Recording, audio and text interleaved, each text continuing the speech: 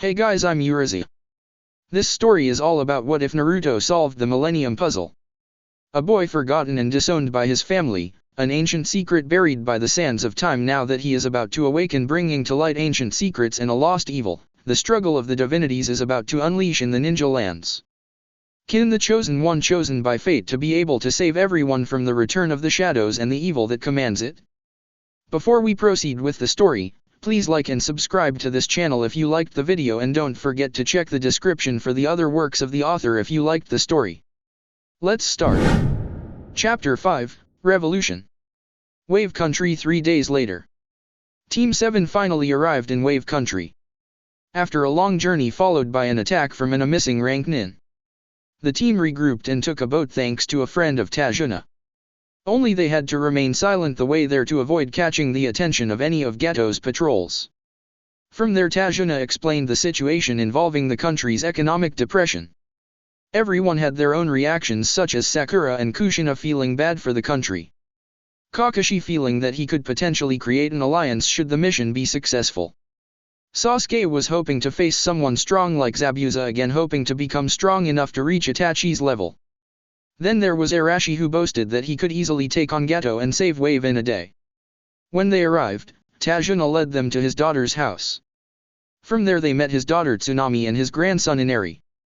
Nobody bothered noticing their names rhymed, but did notice Inari's attitude when he just said the ninja should leave.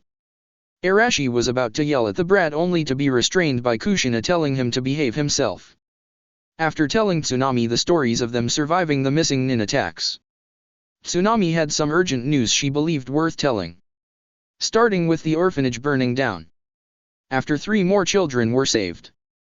There was an older boy with strange clothing. No one was sure what to make of him, but the next day many of Geto's warehouses were destroyed and most of his men were either scared away or horribly injured. Tsunami explained. So what does that have to do with the weird kid? Tajuna asked. It was a day ago when he showed he appeared again. Strange creatures and oddly dressed people started appearing the night after the fire. It's as if he had the ability to make them appear out of nowhere. Tsunami explained. Kushina listened closely on this, remembering a similar act back in Konoha. Do you mean this person summoned the creatures? She asked. That might be a better way to call it, Tsunami said. For Arashi's part, he smirked, thinking that he would get a second round, the forest didn't count, at fighting the emo-looking prick. For him it meant that he could keep some peasant trash in line. Now he had a good idea of how Sasuke felt when he kept talking about killing Itachi one of these days. Sasuke for his part thought he would just beat this guy before Arashi could get to him and demand his summons and any skills he had to kill his brother. Why let the Hokage's son have everything? He didn't lose anything, besides he just needed the friendship to get some skills from the Yondaime. Not like Arashi actually means anything to him. Then hopefully Ika turns into a hot and sexy woman like her mother. He could use a beautiful and strong woman in his future, since all those little kids that survived are too pathetic to reach his level of elitism. No, it was all about number 1, besides he heard about the meeting in the council from some trustworthy sources. The moment Arashi acts up using his demon powers or his attitude becomes unbearable, the council gets to lock him away.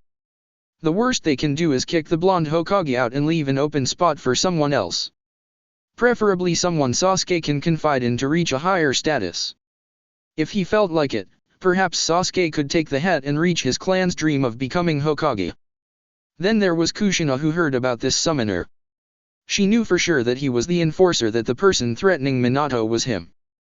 If only the Uzumaki woman could capture him and interrogate him, she could find her son and take him home without trouble. All she had to do was find this troublemaker and possibly take away his exotic summoning contract or contracts if there's more than one. Minato could use them better for the village if they were in the proper hands of a strong leader than a rogue criminal. So with that, Kushina asked the question that was on everyone's mind. Do you know where to find him? She asked. No, nobody does. He just appears and disappears on a whim. As if his purpose is finished, he leaves like nothing happened. Tsunami answered with a tired sigh. Even though Geto has been forced back, the threats from him keep coming. It only gets more terrifying as more goons enter the village, which summons the stranger's wrath upon them. Except the thugs and criminals are only left close to the brink of death, almost as he's trying to make some kind of point. There's really no telling who this stranger is or what he wants. On one hand, he could either be a vigilante hero wanting to bring back change and peace to Wave. On the other, he could be another dangerous psychopath or criminal muscling in on Gato's territory and doing a damn good job of scaring the inhabitants of this poor country as well. It didn't help that Kakashi pointed out that Hunter Nin don't normally kill people with senbon alone. Although a professional would say a senbon to the brain is as effective as burning someone alive. This may not be the case considering the Hunter Nin just dragged Zabuza's body away without cutting his head off. Yeah, now they have to worry about a bloodthirsty missing Nin coming back for them later. Meanwhile with Naruto, the young teen just stared at his handiwork as Gaia the Fierce Knight and Buster Blader cornered a few men while Guardian of the Fortress was tossing someone in the air a few times before dropping them into the water. This was followed by a few men strung upside down while Celtic Guardian kept his sword at their faces. He was just waiting for them to spill whatever information they had on Gato. From the looks of it, he hears more people are deserting and make a run for it since the rest are getting too heavily injured. That and their only real muscle is a missing Nin. He has yet to get the name of who was recently in charge of guarding another section leading up to Wave. Naruto knew he had to figure out who this person was and eliminate them. So after a few minutes of listening to some pleading, Naruto got some time to do some handstand push-ups on the roof of one of warehouses he ransacked as he waited for one of his monsters to report in. With that said, Gaia arrived with a paper on hand. Master, from what those miscreants have told us, they said the one they describe as Butcher Man is a Kiri missing Nin. They gave him that nickname because of the giant blade he wields. Gaia said, reading off of his paper. Anything that details who I'm looking for? Naruto asked, not stopping his exercise.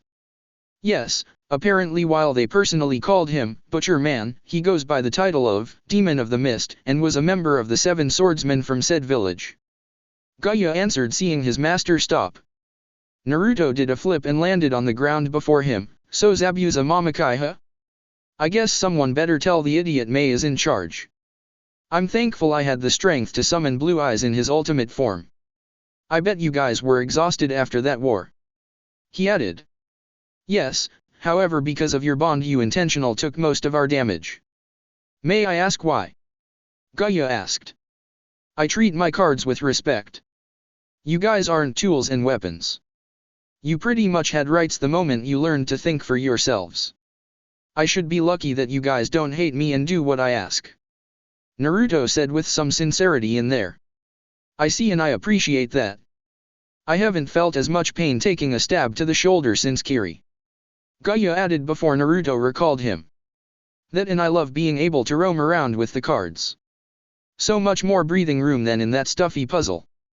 Gaia said from his dual spirit form.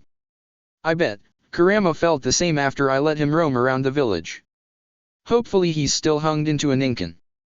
Last thing I need is him terrifying the civilians, making them call for my head.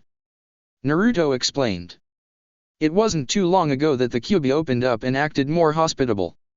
Then after lots of negotiation which included Hiruzen and Akhenaten, Kurama was allowed to send his subconscious into a chakra entity that allowed him to explore the village. The fox was also told to change into something more fitting than his original form, much to his displeasure. So now the village thinks that he's a random ninja hound doing patrols for his master. At least now nobody can bother him without the fear of getting into legal trouble. With that said, he could only hope the Mizukage is willing to spare a couple of men and help him drag that wild swordsman. Might as well send Kuraba with a letter.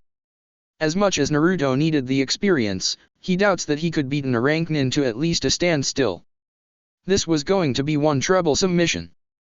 Several Nara men in Konoha sneezed shortly after this thought. Oh well, might as well get some training done before the final confrontation. 3 days later in Kiri. In the Mizukage's office, one Mei Terumi sighs in frustration at all the paperwork she has to get done. Like many Kage, she realizes what her true enemy is and feels some regret taking the head herself. Right now she would give anything to be distracted. With that said, she heard the strange sound of a familiar-looking furball. Mei turned to see a Kuraba floating into her office. Hello? She asked. Kuraba landed on Mei's desk and dropped the paper. Mei picked it up and read it to herself, wondering why the strange creature needed to see her. Dear Mizukage-sama, I've located one of your rogue nin. Zabuza Mamakai to be exact, in the poor country of Wave. I'm not sure as to what purpose he has here or whether or not he is alone. What I do know is that he left your village because he attempted to assassinate Yagura and left in his attempt at a coup. Now I am not asking you to drag him back yourself. I wanted to ask for assistance in defeating him should he prove to be a hostile threat that cannot be reasoned with. We both know he's not exactly hospitable like his other associate Kisame Hoshigaki. No, I have not located Kisame, just Zabuza. Regardless, I know you would very much like to have Kubikiribocha back, seeing as you're rebuilding the 7 Swordsmen of the Mist. Hopefully you are willing to assist me as I assisted you not too long ago, especially once the former Mizukage went into his Biju transformation. After all, I was the only one to summon something powerful enough to stop it. Please give a note to my summon Kuraba with a reply. I will likely be here in Wave for at least another week and a half. From His Majesty's Enforcer. Mei chuckled to herself. She knew Zabuza was likely building up the money to fight back. The absent-minded knucklehead probably isn't even aware that the war ended months ago. She could only imagine the look on his face without the bandages when word reaches his ears. Call Kojuro for me. Tell him I have an rank mission for him to take. Mei said, making one of her guards jump out and leave the office. Mei turned to her hairy visitor. Now for you, my friend. I suggest you wait a little bit so I can reply to your master. Will that be all right with you? Kuraba nodded happily. The next day in Wave. Team 6 arrived after being assigned to assist in the distress. Despite breaking protocol, the Hokage wanted another genin team to assist them. Honestly, in Hayate Gecko's professional opinion, he would suggest Team 7 be pulled back and replaced with an Umbu team. After all, the lives of several genin are more important than inflating the ego of the Hokage just so he can say his son completed a rank mission at his age. So arriving there, Hayate led his team composed of Jaden Yuki, Jesse Anderson, and Blair Flanagan to house where Team 7 was staying at. Arriving, they went through their greetings and got settled in understanding that Zabuza was still alive and likely recovering, and the summoner from Konoha was in Wave. As they heard that he was going on a rampage, tearing through warehouses and hideouts, forcing Gato's mercenaries to flee and hopefully never come back. Thus, to wait it out, Hayate decided to let both teams train for a bit before sparring. Only to look at 2 of the greatest shinobi in the village like idiots. So you're teaching you genin tree climbing? Hayate said. Yes, it's an important fundamental. Kakashi said with a nice smile. It's about time they learn the importance of chakra control. Kushina added, looking like a parent whose newborn child just learned how to walk.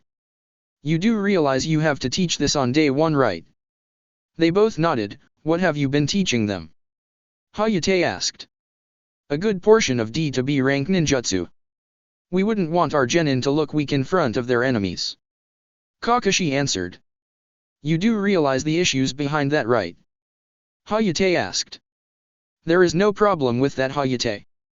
Kushina replied, oblivious to what he was saying. Kushina-san, my genin already knew water walking and low jonin level chakra control exercises. Hell, Jaden can walk on the ceiling like a bipedal spider. Hayate said. Please, like a genin could reach that level of... Kakashi stopped the moment he saw Blair one leg hopping a tree up and down a few times. How is she able to do that? Kushina asked. She learned the basics, the actual basics. I'm hoping to learn their elemental affinities today. Hayate said, sounding like the most responsible person in the area. Kushina wanted to argue, but couldn't as she saw Arashi punching a tree while Jaden somehow made it to the top and watched the forest. There was no way she would let her student's boyfriend upstage her and call her a bad teacher. She didn't care if this would Yojeo. Kushina wanted to hurt Hayate. So what a better way than with a team spar? Okay, that's it. Your team versus mine. Kushina yelled with fire in her eyes. Fine, Jaden, Jesse, Blair. Come over here for a second. Hayate called out. The trio met up with their sensei and listened to the bet he made. Naturally, they all felt excited while the other team looked arrogant and smug. So it felt good for Team 6 to knock a peg or 2 on Team 7. So thus the 3-on-3 match started. Sadly, the results would be in favor of the arrogant team had this been a sensei-only fight. Ladies first, go right up Sakura-chan. Kushina cheered as the rose petal stood up to the makeshift ring where she would meet Blair. Okay, standard rules, no killing blows and only C-rank ninjutsu and below. Winner is decided when the opposition surrenders or loses consciousness. Kakashi explained. With that said, begin. He said. Carnival Phantasmost, Dota. Sakura smirked as she ran at what she believed to be a powerful sound-breaking speed, causing her to sweat at how much energy she used. Meanwhile, Blair looked at Sakura as if she were an overweight person ready to fall on their knees and cry out the need for sugar. From the look of her form, Blair can only assume her opponent was missing some nutrients including sugar. Sidestepping, Blair followed up her attack with a kick to the stomach followed by a couple of punches to the head. Sakura already developed blurry vision, which didn't help as her breathing worsened. Sakura looked like someone suffering from heat stroke, which was concerning. Blair actually felt bad and decided to end it with a headlock and pacified her. Although some would consider that rather excessive, Blair didn't learn how to neck chop. Winner Blair. Kakashi said, putting that aside. Kushina knew that Sakura could use some help later, but first her son and Mikato's son needed the help first. Kakashi was also sure that Sakura wouldn't need to worry about improvement for a while. Pfft, all you did was fight a weak fangirl. Let's see you take on an elite. Sasuke said as he took Sakura's place after said girl was dragged out of the way. Sorry, were you talking with one of us? Jaden asked. Kakashi felt a pang in his heart that his catchphrase was stolen and bast artist. How dare one of Hayate's students steal his line and make it worse? Jesse, how about you go next? Hayate suggested. Jesse nodded and ran up to meet the Uchiha on the makeshift ring. Kakashi signaled the pair to begin. Face the might of the Uchiha clan. Fire style, fire GUH. Sasuke found himself tackled onto the ground and punched in the face, leaving a good bruise mark followed by being picked up on Jesse's shoulders like a fireman. Sasuke was confused as to what happened until Jesse jumped and landed sideways, crushing Sasuke. Sasuke quickly recovered and did a leg sweep only for Jesse to jump and drop kick him, which Sasuke barely had time to block. Refusing to give in so quickly, Sasuke pulled out his kunai and dashed at Jesse, who matched his speed. Jesse narrowly avoids several strikes only to lock his arm around Sasuke's neck and leg, keeping them entangled. Not stopping, he grabbed the Uchiha's blade weapon and ripped it out before hitting Sasuke with the blunt end over the head until he passed out. Winner. Jesse. Kakashi asked. Okay, Sasuke needed to work on his speed and perception. Nothing that a good couple of days worth of ninjutsu practice won't fix. Maybe Guy wouldn't mind him borrowing a few techniques in the near future.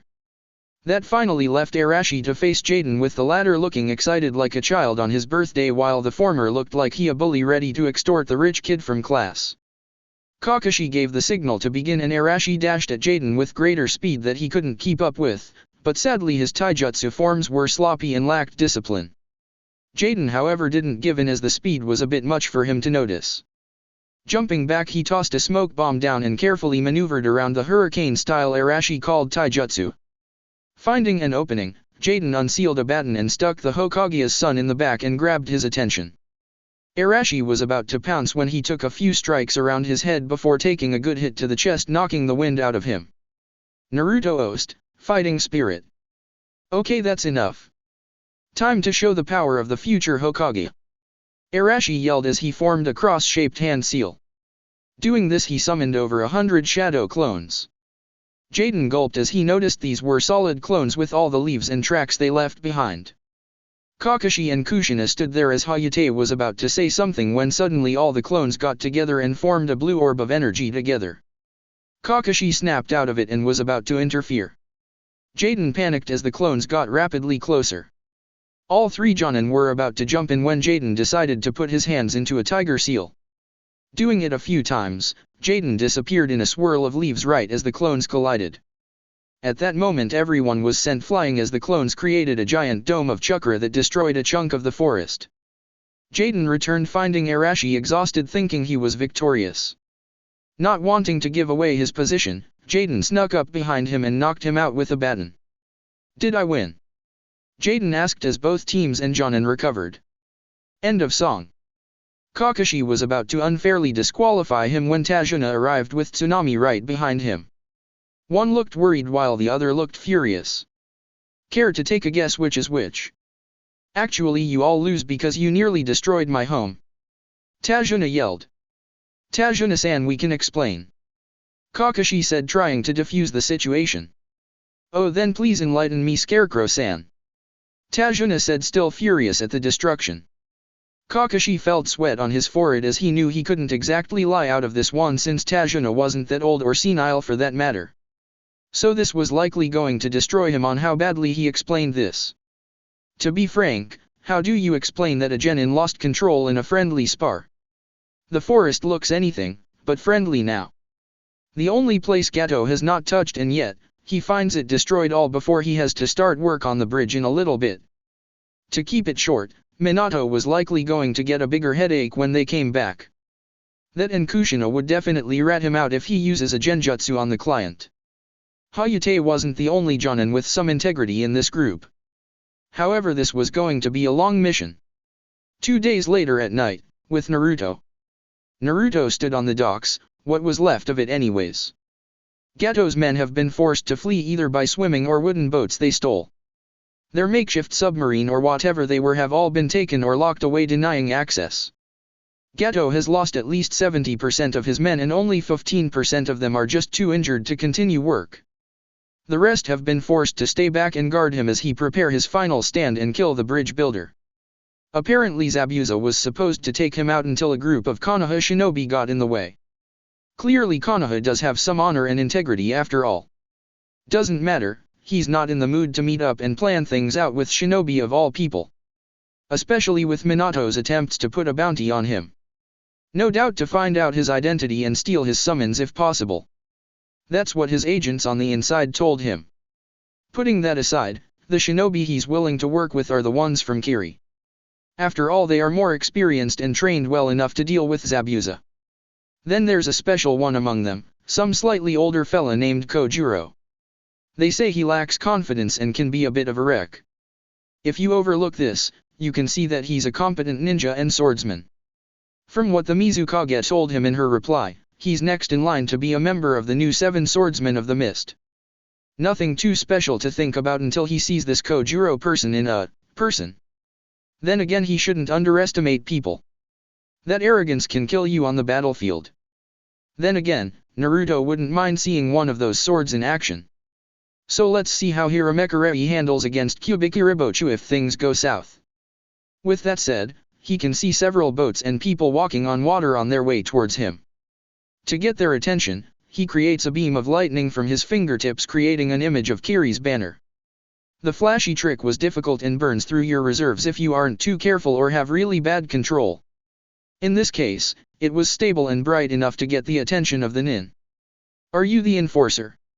Asked a man with a strange hairstyle and eye patch. To his majesty. Are you the force the Mizukage sent in? Naruto asked, getting a nod. I'm an assistant of the Mizukage herself. We've met before if you don't remember. He said. Oh yeah, Byakugan implant, right? Naruto asked, getting another nod. That's right, I'm here to make sure everything goes smoothly and we at least get Zabuza's sword back. Said. Whatever you say, Captain. Anyways, you should tell your men to follow me. I have a base camp a couple 100 meters away. Naruto said as signaled everyone to follow Naruto.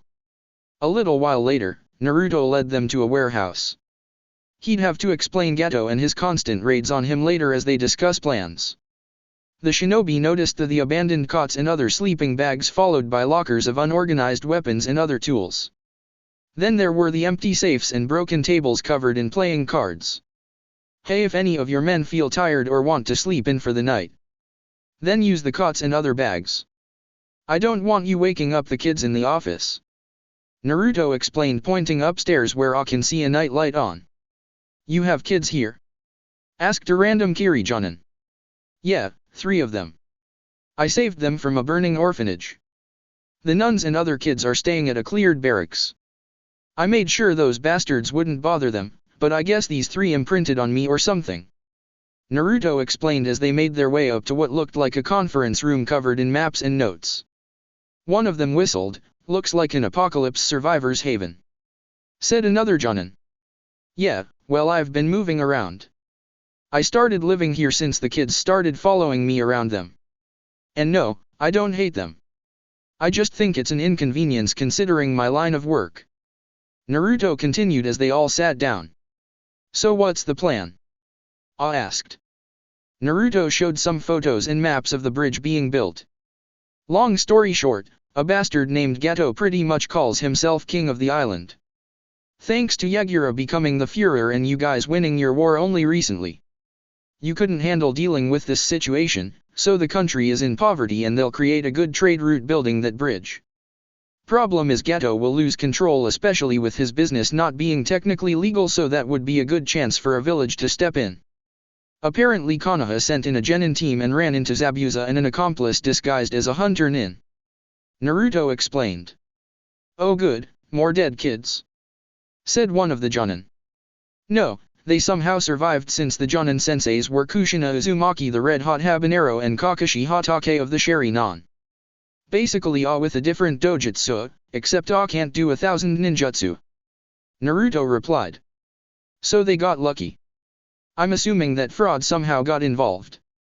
Ah said. "Yeah, apparently they think he's dead and being healed by whoever this is. I don't have a name on who it is, but be on high alert." Naruto said, getting nods. "So do you know where Zabuza is?" Ah asked. "No, but I can confirm that within the next couple of days he should be attacking the bridge builder. Which won't matter because Gato is planning on killing him if both parties get weakened.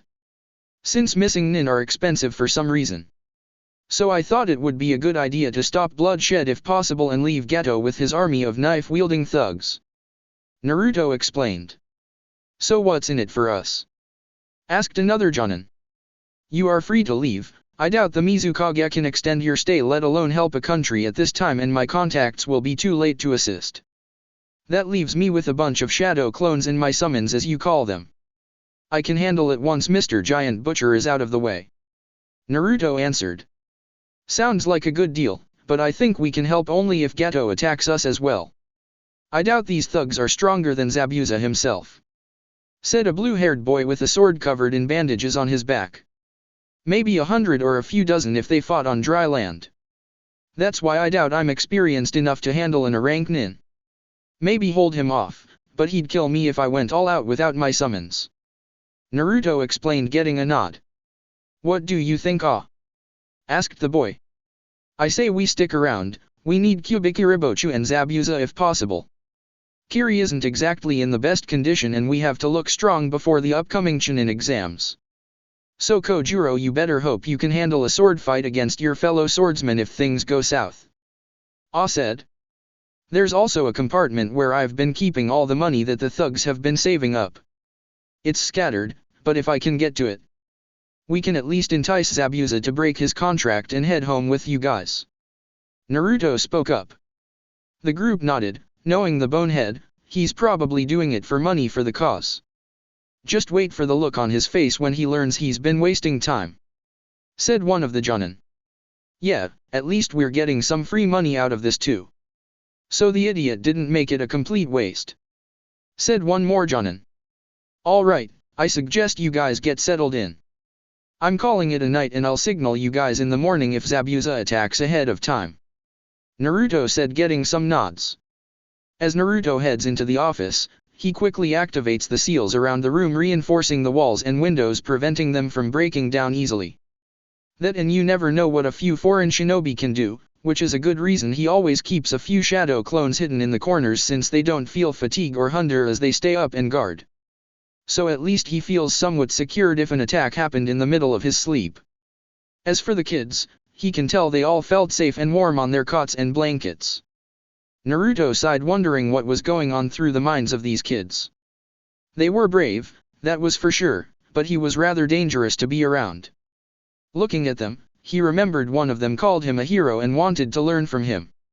It was the red copper-haired one named Shiro. Like the other two, he had no last name and both his parents were unknowns. They could either be dead or have left him. Naruto wasn't sure of what to make of the other two.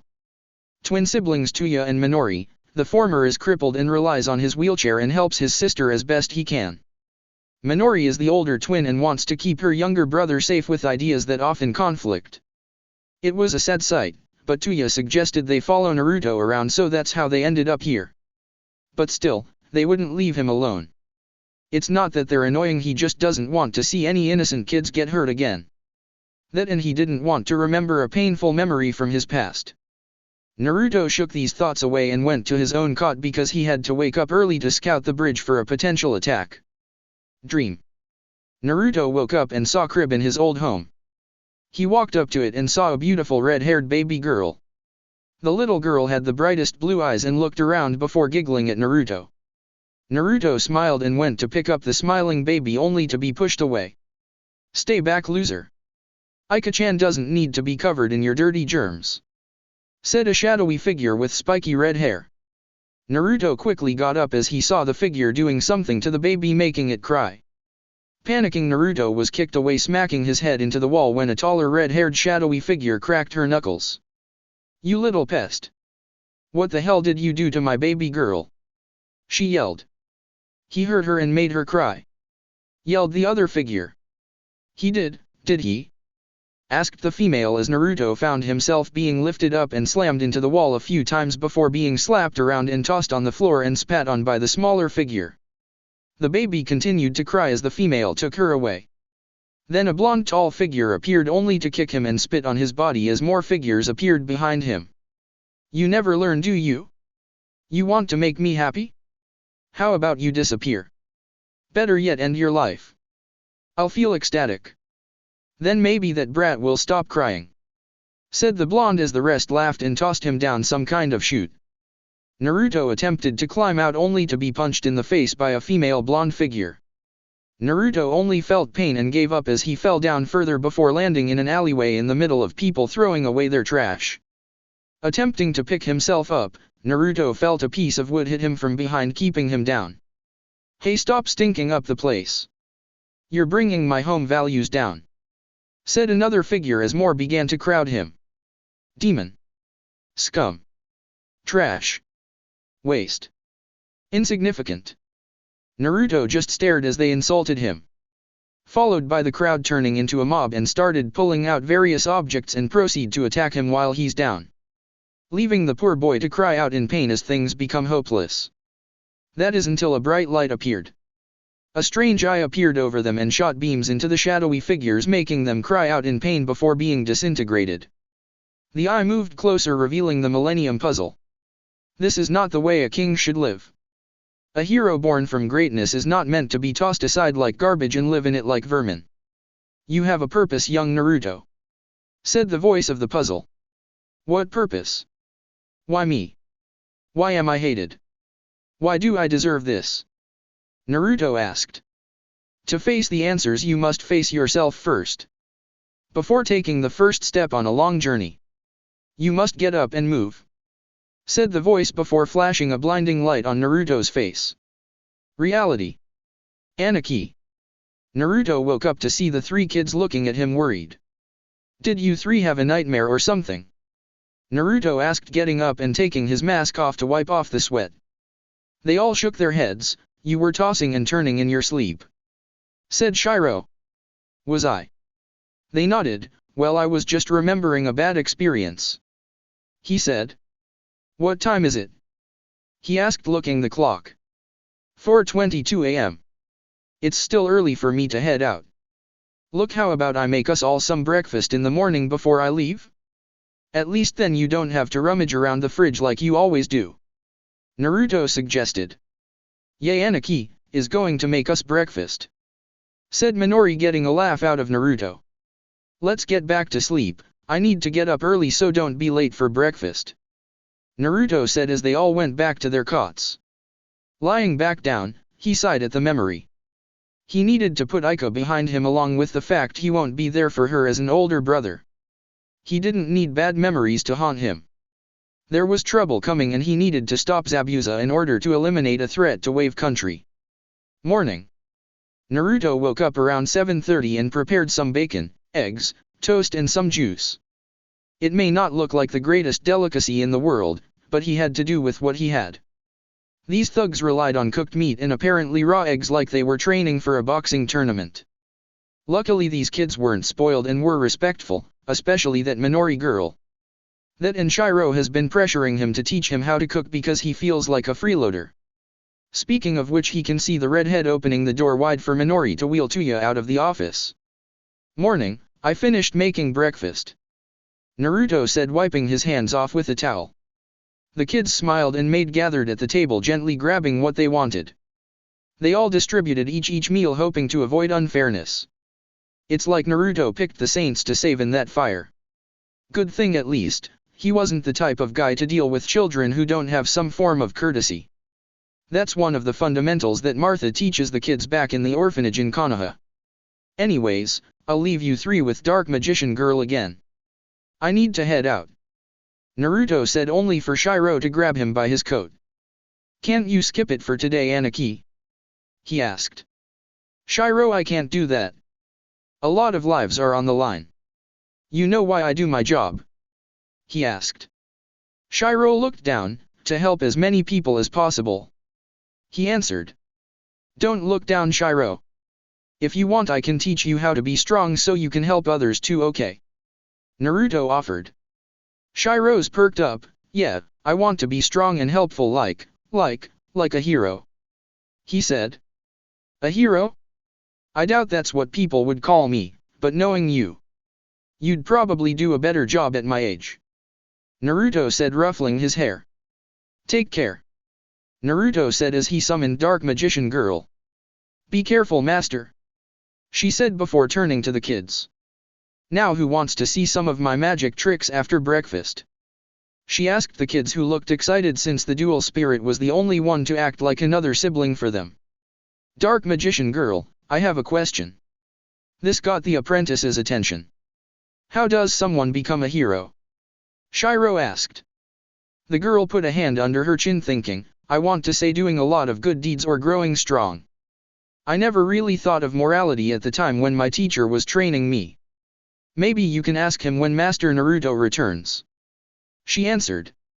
Shiro nodded, hoping that someone can teach him the steps of becoming a hero even if Naruto doesn't realize he is one. With said person, he was ready to make his way out when Kojiro caught up with him. Enforcer-san, can I come with you? He asked nervously. Why? Naruto asked. I wanted to gain some experience outside of Kiri and maybe meet Zabuza so we don't have to worry about fighting him.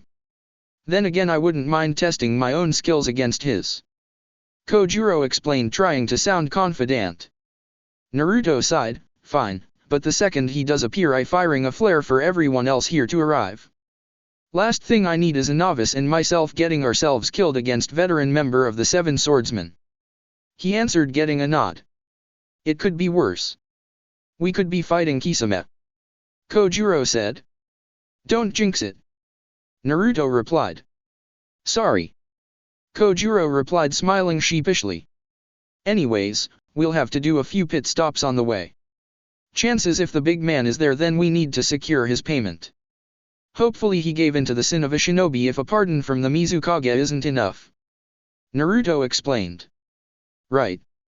Kojiro nodded as both took off running into the distance. A while later at the bridge, Team 7 and 6 arrived at the bridge to find several workers knocked out. Tajuna looked scared and feared for his life as he stumbled back. A thick fog appeared and what came out was Zabuza Momokai and his fake hunter-nin accomplice. Time to finish this, Zabuza said, extending his arm out, revealing his Zanbato. Sasuke and Arashi smirked as Kakashi prepared his Sharingan and Kushina drew her sword. Hayate, you and your genin protect the client along with Sakura, Kakashi said quickly as the rest. They're okay with genin fighting, but not a jonin, Blair asked. Blair Baka, don't you question my sensei, Sakura screeched, only to be punched in the head by Hayate. What was that for? She yelled. Even at this level your voice is too loud. I'm a full jonin now, so I don't have to listen to a scarecrow. Anyways, you three stay here and jump in only if your support is needed, Hayate ordered. Team 6 took their positions, preparing a diamond-shaped trap. One small thing no one else noticed was all of them were keeping their hands on a strange box-shaped pocket they kept around their belts. A little gift they needed to keep safe and use only if absolutely necessary. As the group waited, the Jonin managed to overpower Zabuza, as two of them are sword fighters and the other could predict his moves. They didn't have the chance to gloat about their victory as the fake hunter Nin appeared and made a dome of ice around Zabuza, preventing any more attacks. Kakashi summoned his dog summons only for the fake hunter to move out of the way and the dome to prove to be too strong to break. Zabuza sighed in relief that Haku managed to save him again. Looking back, Kakashi's eyes widened as he saw both Arashi and Sasuke on the ground looking lifeless. He feared the worst as Kushina noticed this too. "My baby!" Kushina yelled, dropping her sword and running to Arashi's body. However, her recklessness and motherly instincts became her undoing as found herself covered in water as it began to wrap around her, trapping her like an icicle. Kushina growled at the sight of the fake hunter Nin in front of her. How could you kill my own child?" Kushina yelled with tears full of hate in her eyes. "This is the path of the shinobi. If you cannot handle the sight of death, then you are not worthy of this line of work," the hunter Nin said with a voice missing emotion.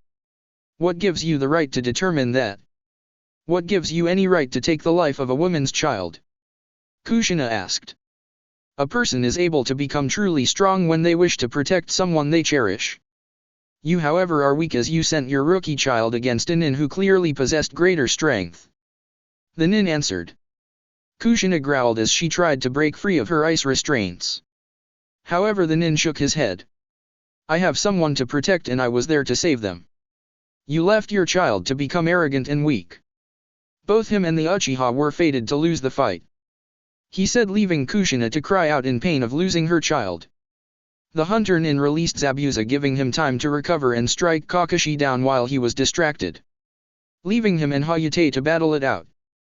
The hunter Nin, however, turned to Kushina, who was still crying and practically gave up on life, not needing anyone to get in the way of Zabuza's dream, and proceeded to pull out some senbon aimed for her neck.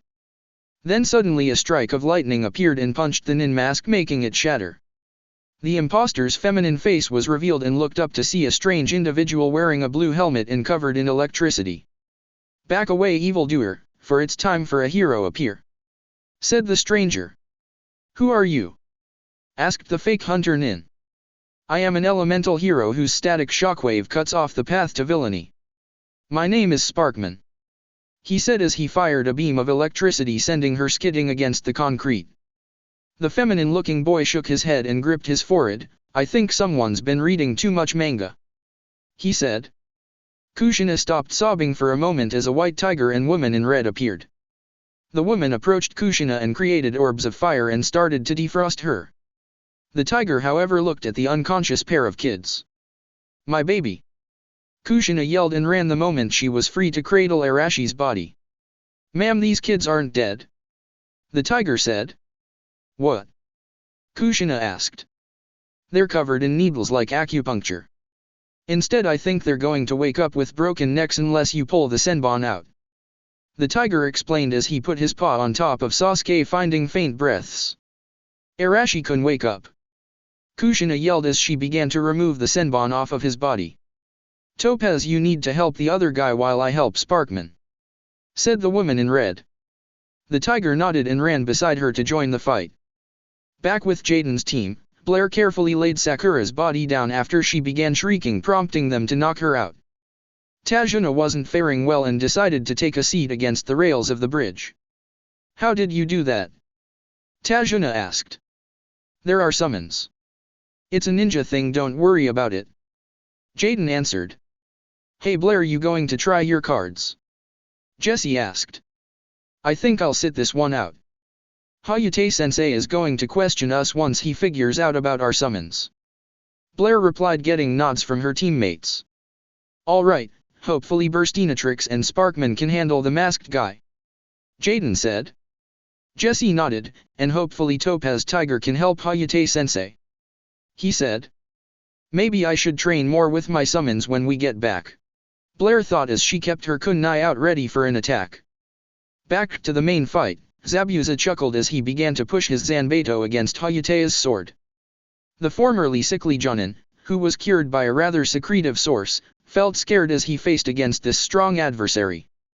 As Zabuza made Hayate fall on his, Topaz Tiger pounced Zabuza and began to scratch his face, ripping off his bandages, revealing the missing Nin's shark-like teeth. "Where the hell did that tiger come from?" Hayate yelled. "Get the hell of me, Furball!" Zabuza yelled as he lost his grip on his sword. "Sorry, but my master's orders are absolute," Topaz Tiger responded. "What the hell kind of summon are you?" Zabuza asked, only for Topaz to respond with more claw strikes. With the fake hunter Nin, Burstinatrix lifted him up as she restrained his arms behind him. Sparkman helped keep a hand on him in order to prevent the faker from helping Zabuza. Everything went well until a large flare was shot high into the air. Everyone minus Burstinatrix, who kept a hand on the boy, took a defensive position. That's when Naruto arrived with Kojuro right behind him. "Everyone, you can all calm down. In a few minutes, my associates from Kiri will gently take these Nin off of your hands," Naruto announced. "What the?" Hayate asked as Topaz got off of a bloody Zabuza. "Hey, it's you," Jesse called out, grabbing his attention. "Oh hey, you guys figured out your cards. Good for you. Now if you don't mind, I have some business to attend to," Naruto said, passing through them. Blair looked at Naruto for a moment. Naruto turned to her, giving her a bright smile, making her blush. Naruto really had to admit that Blair became more beautiful as the years passed. Except now wasn't a good time to think about dates. Now he had to deal with a missing Nin and trying to get him to cooperate. As Naruto approached him, he saw Hayate and Topaz tense up as they took offensive positions. He then looked at the downed swordsman. "Get up, Mamakai, my friend here has an announcement for you," Naruto said as Zabuza looked up, wincing in pain from the random tiger attack. Kojuro cleared his throat as he pulled out a scroll. "Zabuza Mamakai, your crimes against the previous Mizukage Yagura Karatachi have been nullified and you will be given a full pardon should you agree to return with us to Kiragaku or no Sato with any and all associates who are willing to follow you. Signed, Godaima Mizukage Terumi," he said without stuttering. Zabuza looked at the blue-haired boy like he grew a second head. "What? You're telling me Mei is supposedly the Mizukage? What the hell happened to Yagura?" he demanded. "He's dead. It was shortly after he went into his Biju form and took on my strongest summon. We couldn't get much out of him and there's still a investigation going on," Naruto explained. "What's so great about your summon? Did you summon a dinosaur or something?" Zabuza asked. "A dragon actually, with blue eyes and white scales," Naruto answered. "So who's his kid?"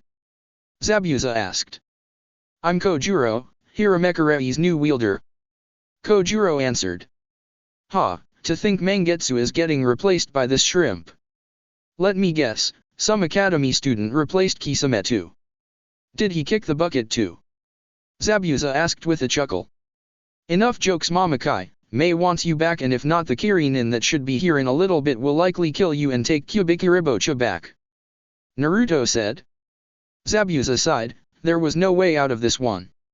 He's way too exhausted to fight, and that tiger didn't make it easier on his wounds, which were just healing at the time before the attack. So either he gets killed or trusts these two kids that Kiri doesn't kill him and he goes back to his old job. So in this case, it's bad or worse. Fine, if Mei grants me a pardon. Then Zabuza was interrupted by the sound of clapping, revealing a short man in a suit. "Well well, so much for a demon of the mist. Can't even handle some ninja trash.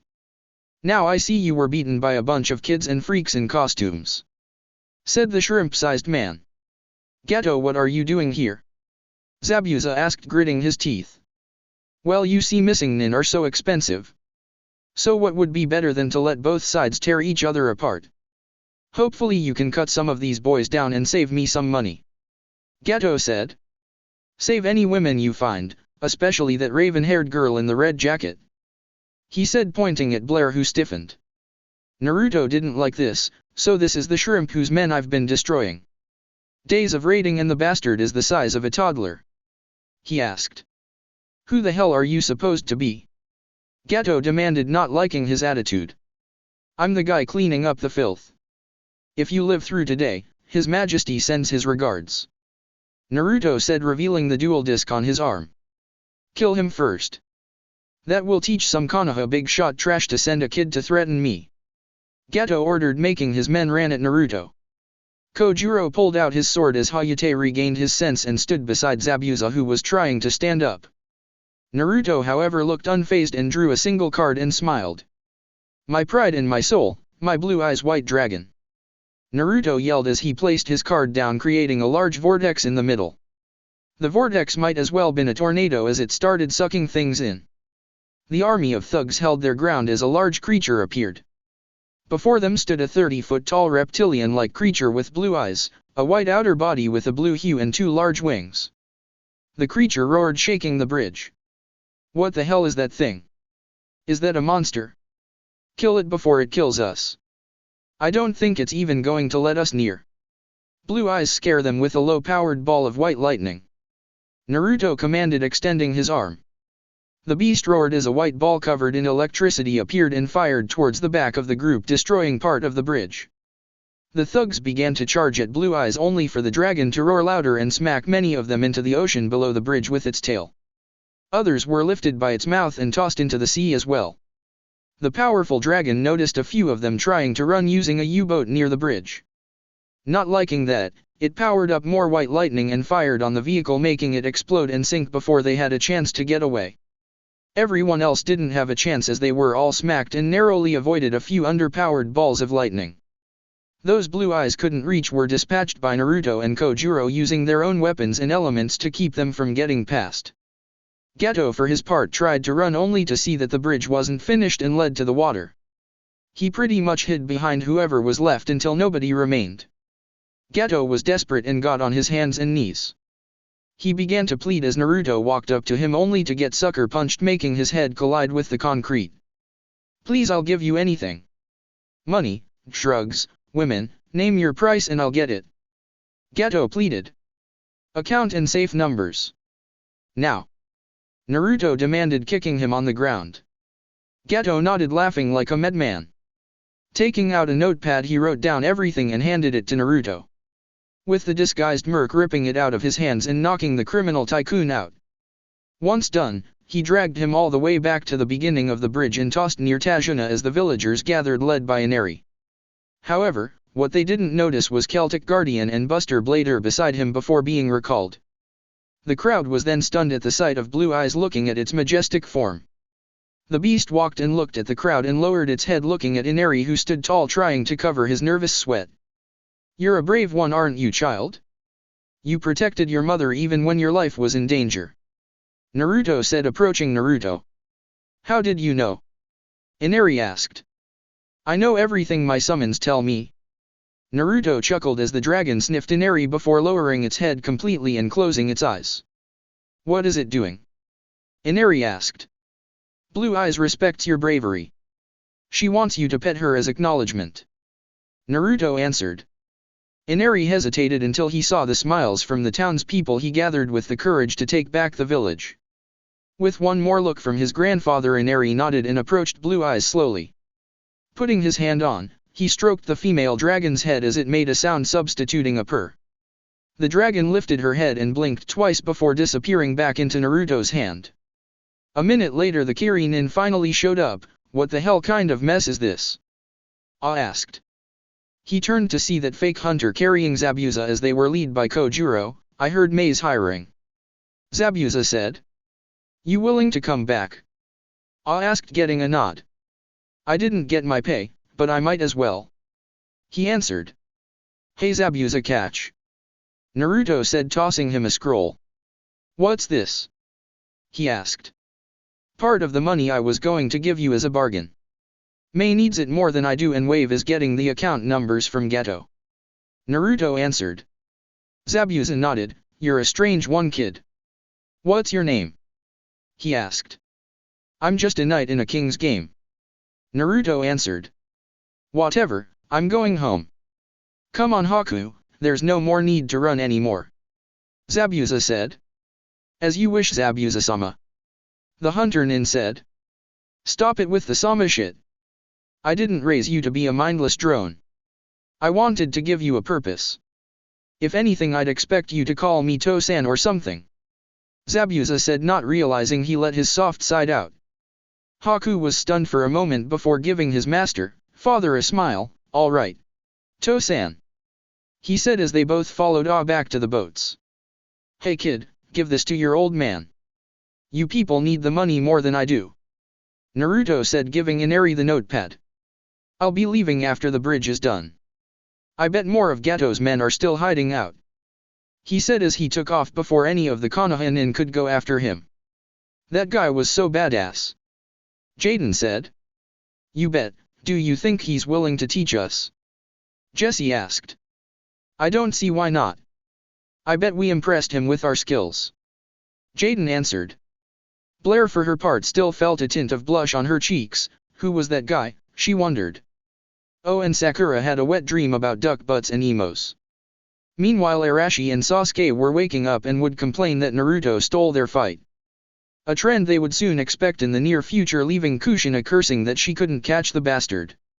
Several days later, Naruto watched as Konoha left and waited a bit, making sure they weren't in range. Coming out of his hiding spot, Naruto got his cards ready as he led the kids to the bridge. Okay, so this is the last time I'm asking. Do you three want to stay here in Wave, or do you want to come with me in Konoha? I want to hear a unanimous vote, so think carefully. Naruto said, looking at the three kids. The kids looked at each other and huddled for a moment. The kids thought things over. Naruto may be a stranger, but after he returned from his fight with Zabuza, they can tell he's going to be a busy person. However, they understand he puts the bigger picture above himself, meaning he's not selfish. It was a lot to think about and consider. Except they can tell that he was internally hurt, as if something inside of him was missing. Something only they could probably help heal as long as their older brother figure lets them. Naruto has also been more open since Wave has been calming down.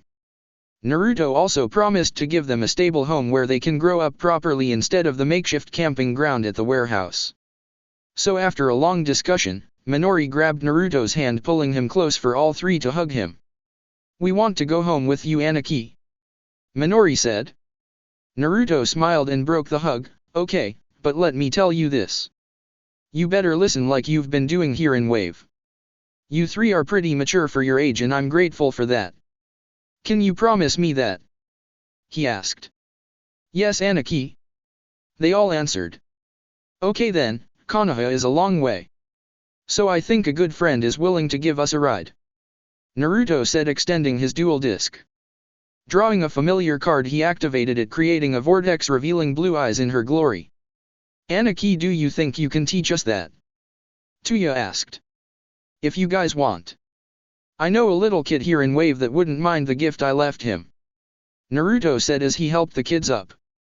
Tuya looked nervous until Naruto picked him up. Don't worry, I'll keep your wheelchair in a ceiling scroll. Just hang on tight to me while we're in the air, okay? Naruto asked, getting a nod. Blue eyes roared one last time before slowly taking off into the air. Anaki, what is Konoha like? Minori asked. It depends on how you see it, Imuto, and where you live. I'm going to make sure you live in the nice part with all the other kids. I think you'll make lots of good friends. Naruto explained as they took off into the skies. All the while Inari was hiding in a bush watching the dragon taking off. Then turning his head to the letter in his hands with his name on it. Inside were a few blank cards that were slightly glowing. The bridge builder's grandson would soon learn what it means to be a hero. It was a great day for the opening of Blue Eyes Bridge, named after the eye color of the boy who defeated Gato. Chapter 6, All Quiet on the Home Front. Days after arrival. Naruto watched as the kids played. Smiling at the trio of his younger siblings who adjusted to their new home. It was strange for them, especially with Naruto revealing his face and name to them. It was fun for them to adjust to a new life, and Martha didn't mind as long as Naruto could continue to help as best he could. The kids were grateful. Minori and Tuya were able to make friends, and Shiro wanted to help out Crow and Joey because he wanted to do his part and help. Everything was peaceful until he got a message from a courier bird. Feeding the little avian a snack, Naruto took the message from the bird and read it to himself. To keep it short, it was a message from another agent telling him that Jiraiya was snooping around the district along with Kushina. Apparently the latter was rather destructive and impatient, grabbing attention. The agent wasn't aware of Naruto's real position as the enforcer, but instead as the security delivery boy. Sighing, Naruto had to dismiss himself, which grabbed Shiro's attention. "Anaki, where are you going?" he asked. "I got a work assignment, Shiro, I'll be back in a couple hours. Tell you what, when I come back I'll teach you how to use my cards. Is that alright?" Naruto asked. Shiro nodded. "Okay, but be back soon and don't forget, okay?" he asked. "I will," Naruto said, ruffling his hair before walking away, putting his jacket on. "I need to keep the kids safe. I don't need the pervert Toad to ruin things," he thought, keeping a hand on his cards and adjusting his dual disc. He only looked back once more, looking at Shiro, who smiled brightly. It reminded him of that optimistic child he used to be before the dark days. The days he lived before Atom and the Millennium puzzle came to him. Red Light District. Donning his dark disguise, Naruto watched over the crowd looking for a kabuki dancer and a ketchup bottle. Taking to the roofs, he summoned the Kuroba brothers to help look and return once they confirmed their location. Elsewhere, a familiar kabuki dancer was talking to a pair of working men working on some pipes. "Have you two seen a blonde?" Jiraiya was interrupted by a sudden answer. "No." Both workers answered without batting an eye. "You didn't let me finish. Have you seen a blonde?" Both men shook their heads and continued working. "No blondes around here," one of them said. "Not even the Hokage?" Jiraiya asked. "What the hell would the Hokage be doing here of all places?" asked the other. "I'm just saying, have you seen a blonde teenage brat around these parts or not?" Jiraiya asked. "And I'll tell you again, we haven't seen any blondes of any kind," one of them said. Jiraiya sighed. "Thanks anyways." Both men nodded. In another part of town, Kushina was asking some fancy-dressed men in suits. They looked shady, but with the right incentive she was sure they would talk. "Excuse me, kind sirs, but would any of you mind answering a question of mine?" she asked in a friendly tone, hoping to avoid bloodshed. The men looked at each other and nodded. "How can I help you, Miss Red?" one of them asked. Kushina kept calm at the insult. "I was wondering if you seen my little boy around. He's been missing for quite a while and I heard he's been in this part of the village," she explained. An older-looking gentleman with a cane lowered his hat. A mother separated from her child and now he's wandering around the worst place in Konoha. "Tell me, ma'am, how old is he?" asked the old man, actually being sincere. Kushina put her fingers together before answering, and remembering Naruto shared the same birthday as Arashi, so that would mean, he's 14, almost 15 years old. She answered cheerfully, making him sweat drop. "How long have you two been separated?" the old man asked. Kushina put her fingers together again, counting, making them look confused. "Almost a decade, and I only recently found out," she said, trying to sound innocent. The group of well-dressed men face faulted. "A decade? Lady, this brat is likely a man if he's been in this part of the village for that long. As far as I know, he's either dead or working some shady business, unless he's working at that orphanage like those other teens," explained one of the younger men. Kushina puffed her cheeks. "Can you help me in any way?" she asked. "What does the brat look like?" they asked. Kushina gave them a copy of a family photo. "Nah, I haven't seen any redheads around these parts," one of them said. "No, not the redhead, the other boy," Kushina said. "What boy?" the one holding a photo asked, scanning around. Until he saw a blonde-set boy in the corner. "This one? He looks like a victim of abuse. How do I know he's not safer here?" he asked. "Don't you question my parenting?" Kushina yelled. "Then why the hell is that kid sat in by himself? I need a damn dojutsu just to see his face," he said. "Have you seen him?" Kushina demanded. "No, I haven't seen any blondes." "You boys?" he asked, getting head shakes. "He probably changed his appearance. Reminds me of that kid that got framed after some bastard told him to look blonde." "Maybe that was him," said one of them. "Can't be, the kid in this photo looked like a natural blonde. Besides, that kid that got arrested changed his hair back to black. Then the blonde prick who did it to him got his eye ripped out on His Majesty's orders." said the one holding the photo. Yeah, the ironic part is the kid's mother died from an eye disease and was made fun of it for it. That's why the boss makes sure nobody does deals with kids anymore. Explained another. That's why there's a chance the young lad is likely not even part of the syndicates.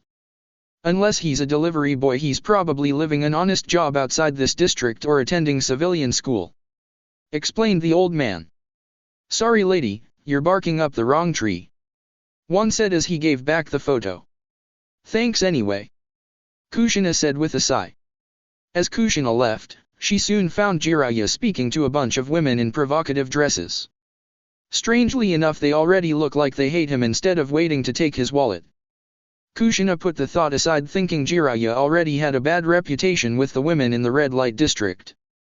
Her suspicion might be true considering Jiraiya got slapped by two of them at the same time, followed by a kick in the nuts by the third one.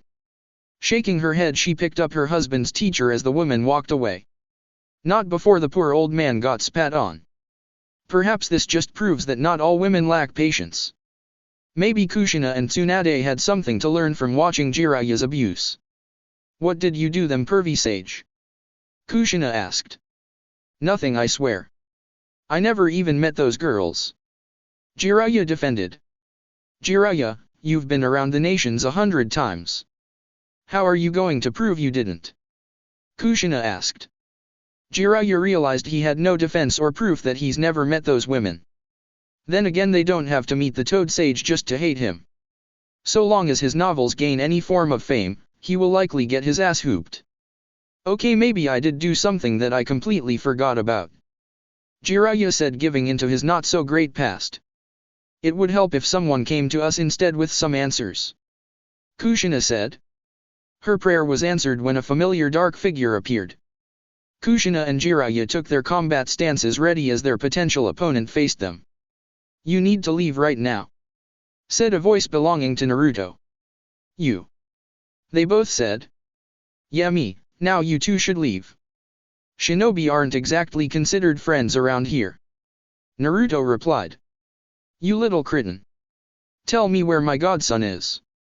Jiraiya demanded, getting an agreeing nod from Kushina. Don't know what you're talking about, sonin. Just leave and there won't be any trouble. Naruto warned. Kushina gritted her teeth as she drew her katana and went to attack Naruto. Tell me where my son is, you bastard. She yelled.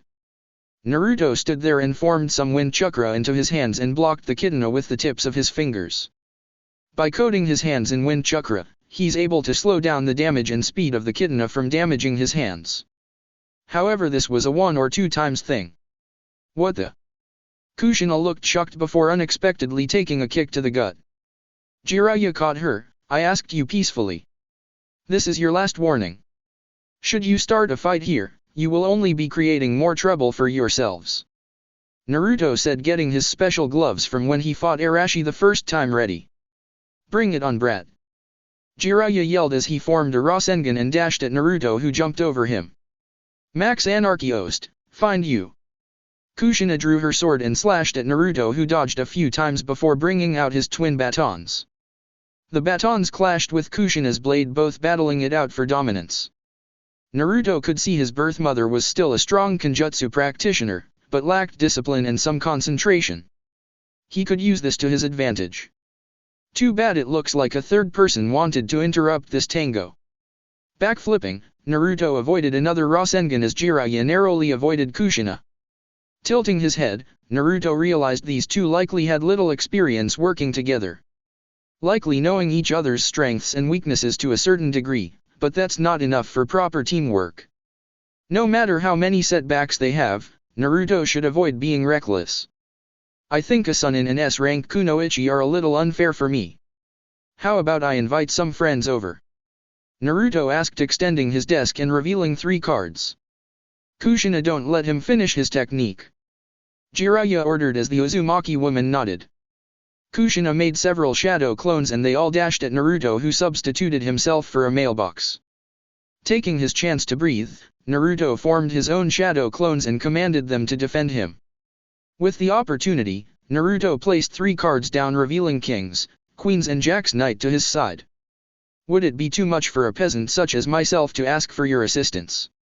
Naruto asked.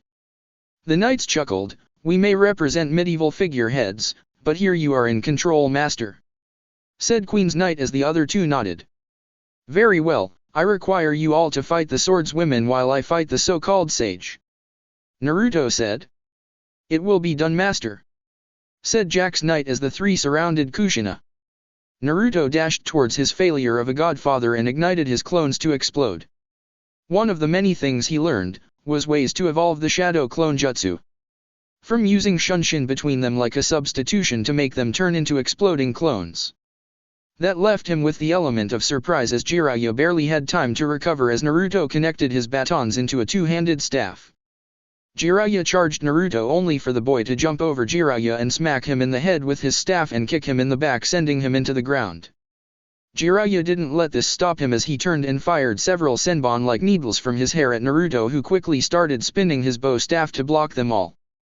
Jiraiya created two clones of his own that started firing more needles that Naruto continued to block, while the real Jiraiya worked on a double Rasengan and charged at Naruto, who didn't have time to move out of the way. Jiraiya continued to dash when suddenly a large canine-like creature pounced on him and clawed his face. That gave Naruto a chance to get out of the way and throw two explosive kunai at the clones. As Jiraiya looked up, he was face to face with a wild animal trying to bite his face off. Using all his strength, he pushed off the wild animal and jumped away. Kurama, I didn't expect you to be here, Naruto said. I heard a lot of people running away yelling about a fight. Then I saw you losing to Pervert with a toad fetish, said the canine. Well, I wouldn't mind your help if you're offering it, Naruto said.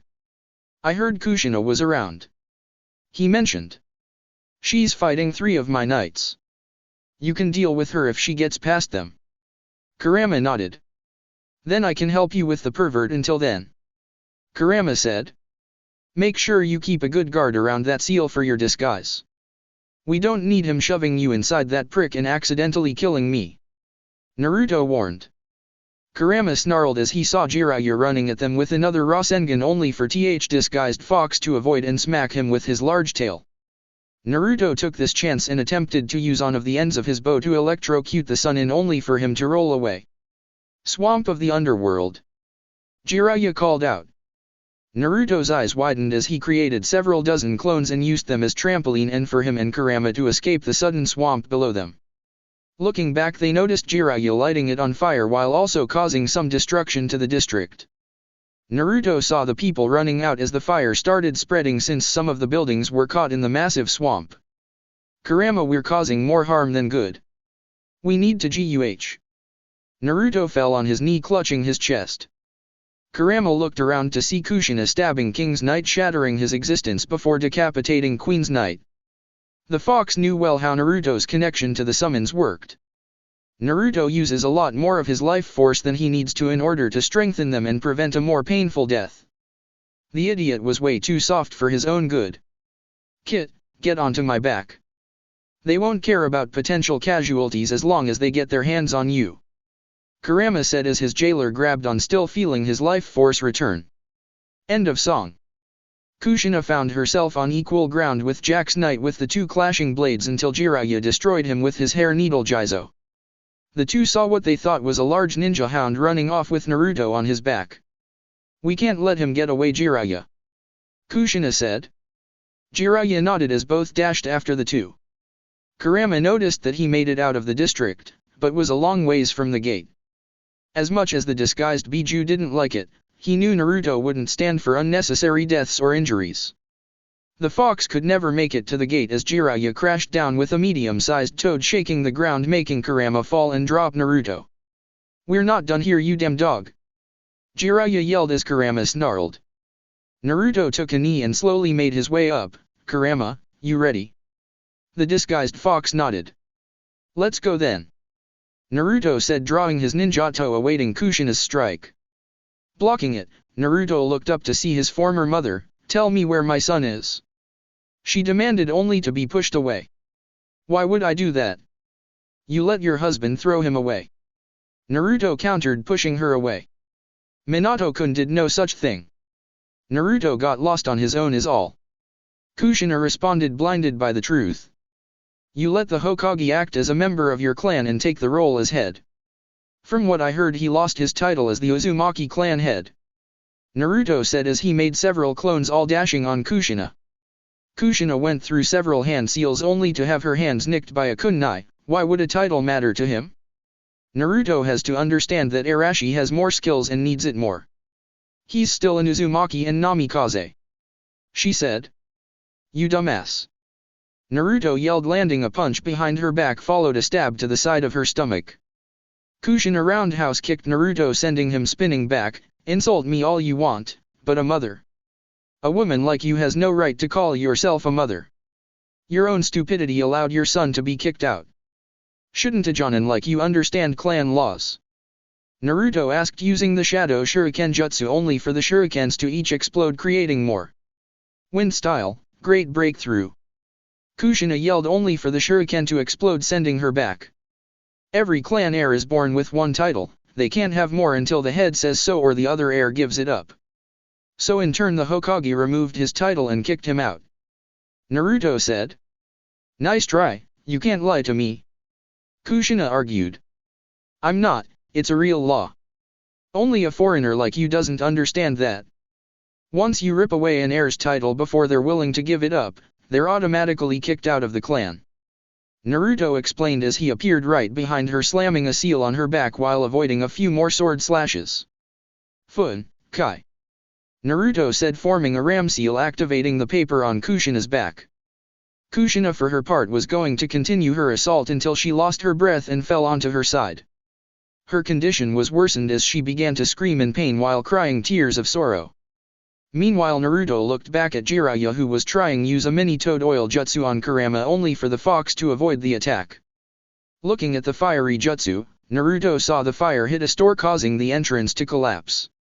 Naruto in turn forms a few hand seals causing large blobs of water to appear and launches them at the fire. A few seconds later the fire weakens only for Naruto to avoid another strike from Jiraiya. The hell is wrong with you? You just set a store on fire. Naruto yelled. Then next time let it hit you. Jiraiya yelled, slamming his fist over Naruto. Naruto's eyes, mask in this case, were covered by his bangs. Naruto lifted his arm up, blocking the attack before pulling Jiraiya's arm around, making a sick crunch. Not feeling satisfied, he began to punch Jiraiya's elbow several times as his chakra went into his fists, breaking it more until it bent the wrong way.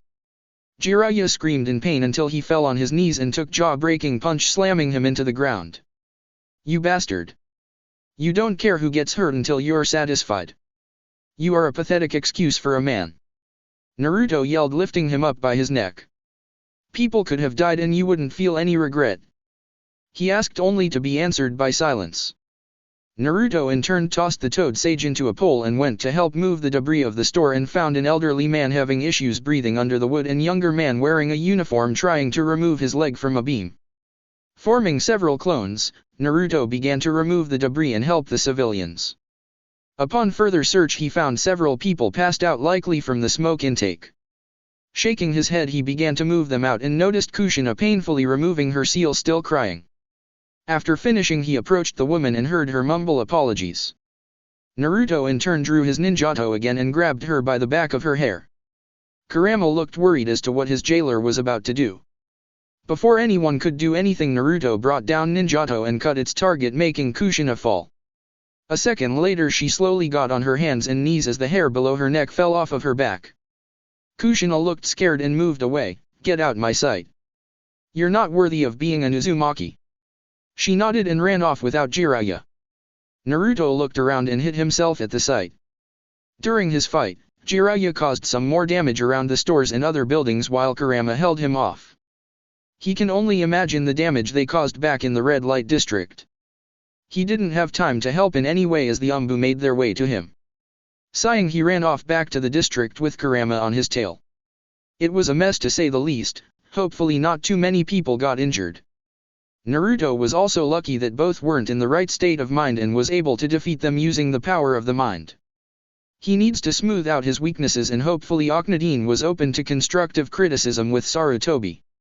Meanwhile back at the store, people started to crowd the Sunin. That bastard blew up my store, yelled an elderly store owner.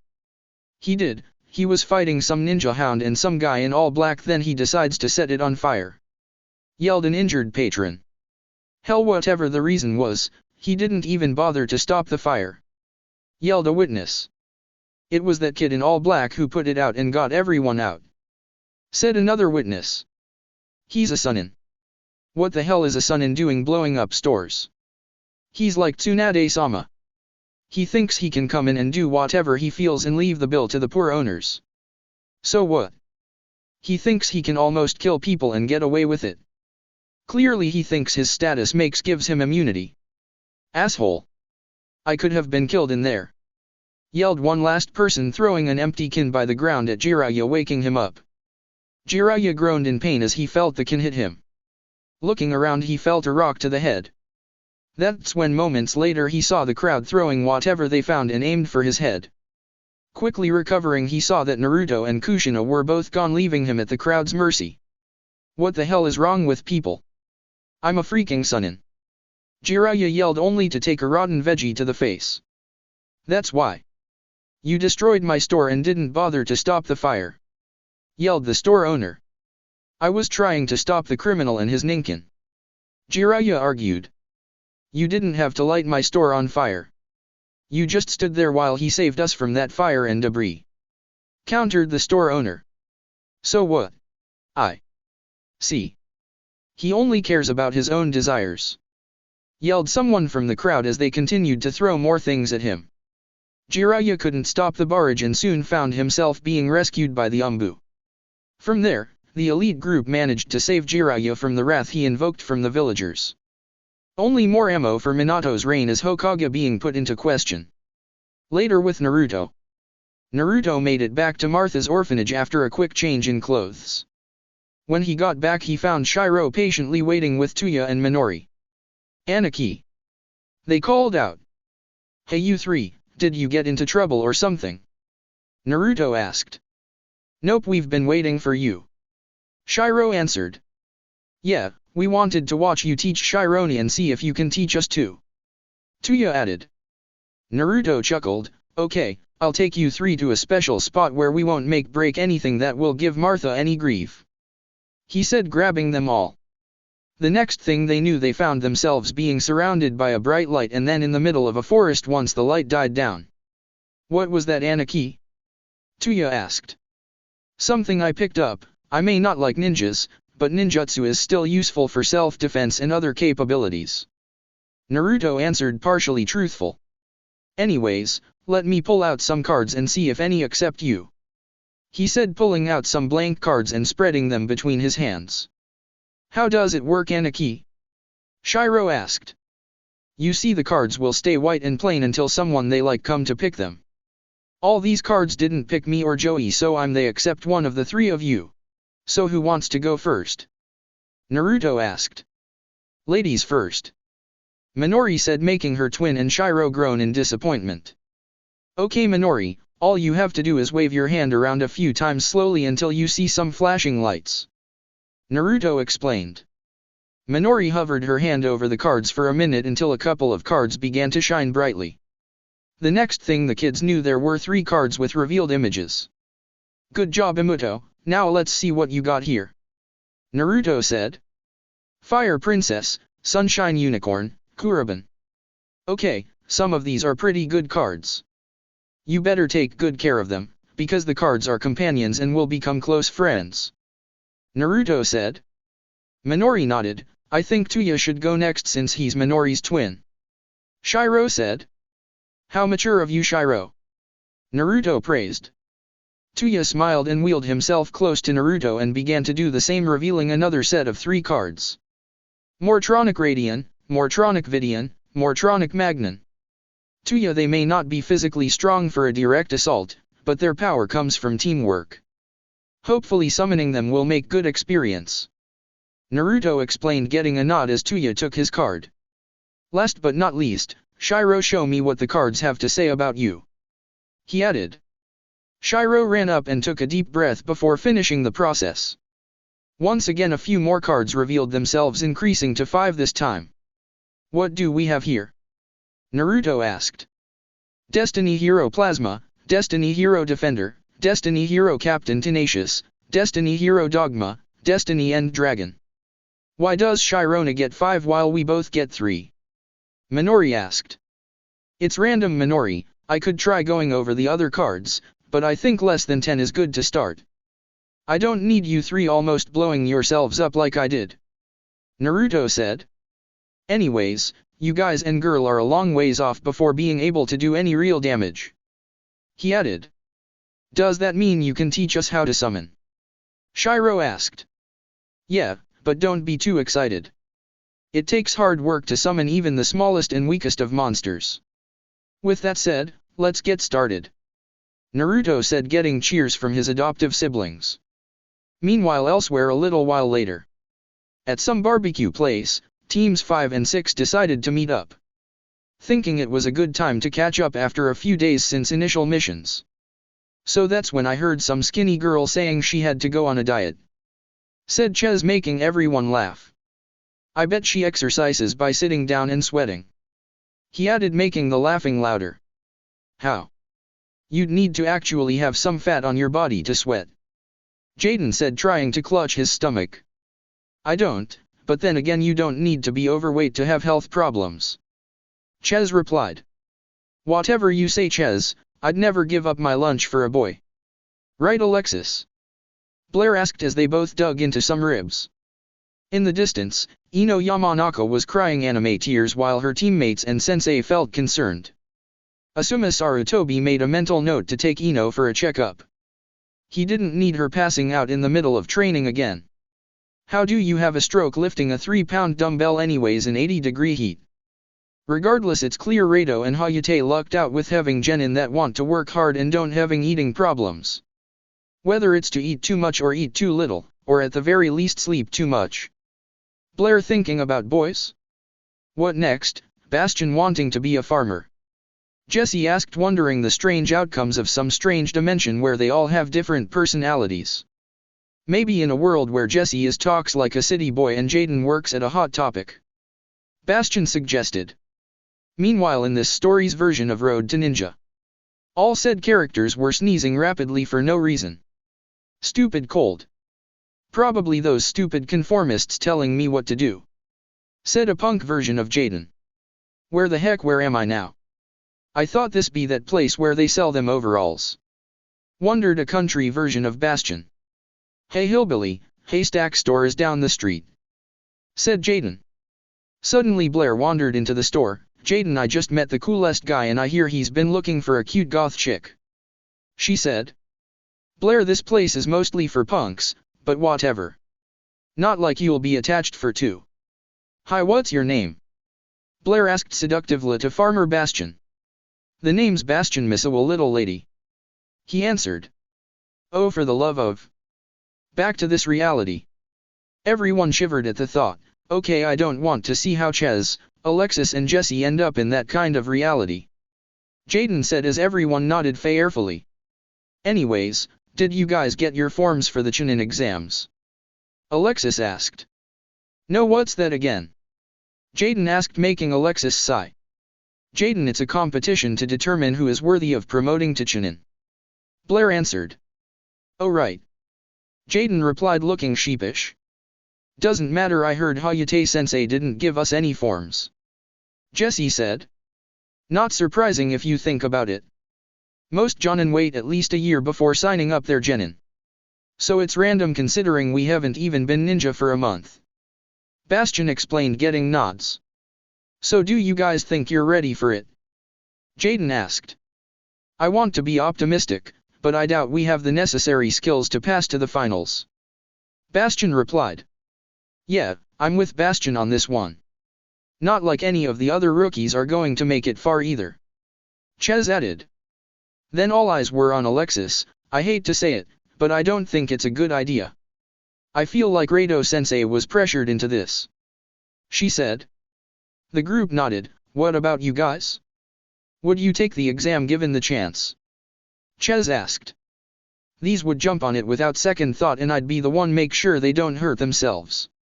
Blair answered, making her teammates smile sheepishly. Oh come on, you know we'd go for it. What's the harm in trying? Jesse asked, making Blair sigh. A high chance of death. Bastion said, making them shiver. Ah, Bastion, why do you have bring the mood down? Jaden asked. It's true, Jaden, the exams aren't just written tests and fighting. It's about physical survival and mental agility. Bastion answered, making Jaden and Jesse groan at all the need to work too hard. Anyways, I need to head home. I promised to help my parents clean out the attic. Blair spoke up. Oh, okay, we'll see you around, Blair. Jaden said, getting up from his slump. Yeah, we should all meet up again one of these days. Alexis said. Blair dropped off her part of the bill and walked away. As she waved goodbye, she went through the alleys and found herself close to a confrontation. When suddenly she heard several cracks and crashes. Running to the site of the commotion, she saw several kids surrounding a group of teens around her age, with a blonde boy grabbing someone in catsuit in a neck grapple. Hey, let go of me! Yelled the catsuit kid. How about I break every bone in your body, lady? You think you can just beat up any random kid because you're a foreigner? Better yet, the grandson of the Sandaime Hokage. Asked the blonde boy. Holy shit, Kankuro, you almost beat up the former Hokage's brat. Asked a blonde girl. I can explain. Kankuro said before having his arm twisted behind him. You're lucky I'm not a ninja. Otherwise I can have you locked up for this kind of stunt. Said the blonde boy. What the hell? How are you not a ninja? You just kicked my brother's ass. Yelled the blonde girl. Because I know how to survive. With that said, I disarmed the puppet he's trying to reach for. The strange mummy Kankuro carried around suddenly started shaking as springs and nails popped out. Now tell Yujin Churiki friend to come out of the tree. He said, making the siblings go wide-eyed. Suddenly a red head appeared in a tornado of sand. Kankuro, you are a disgrace to our village. He said.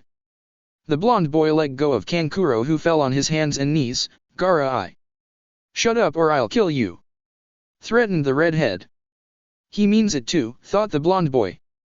You with the blonde hair. What is your name? Asked the redhead. I can't expose my identity, he thought.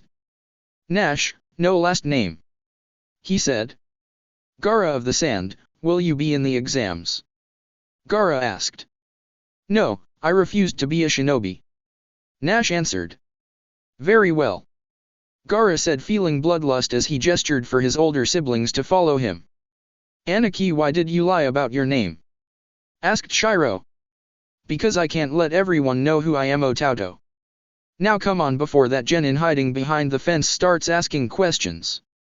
Naruto said as Blair covered her mouth from making any noise. That's when 3 other kids stopped him. That was so cool. You're not even a ninja and you beat that jerk up. Said a kid wearing a long blue scarf. Yeah, I guess. Come on, you 3. Naruto gestured to his siblings. Can you teach us Nisan?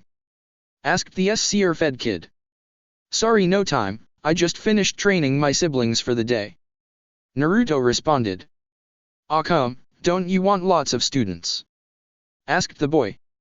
You're optimistic like your grandfather Konohamaru Sarutobi. Naruto said as he grabbed Shiro, Tuya, and Minori before disappearing in a mist. Wait, how did he know your name, Konohamaru?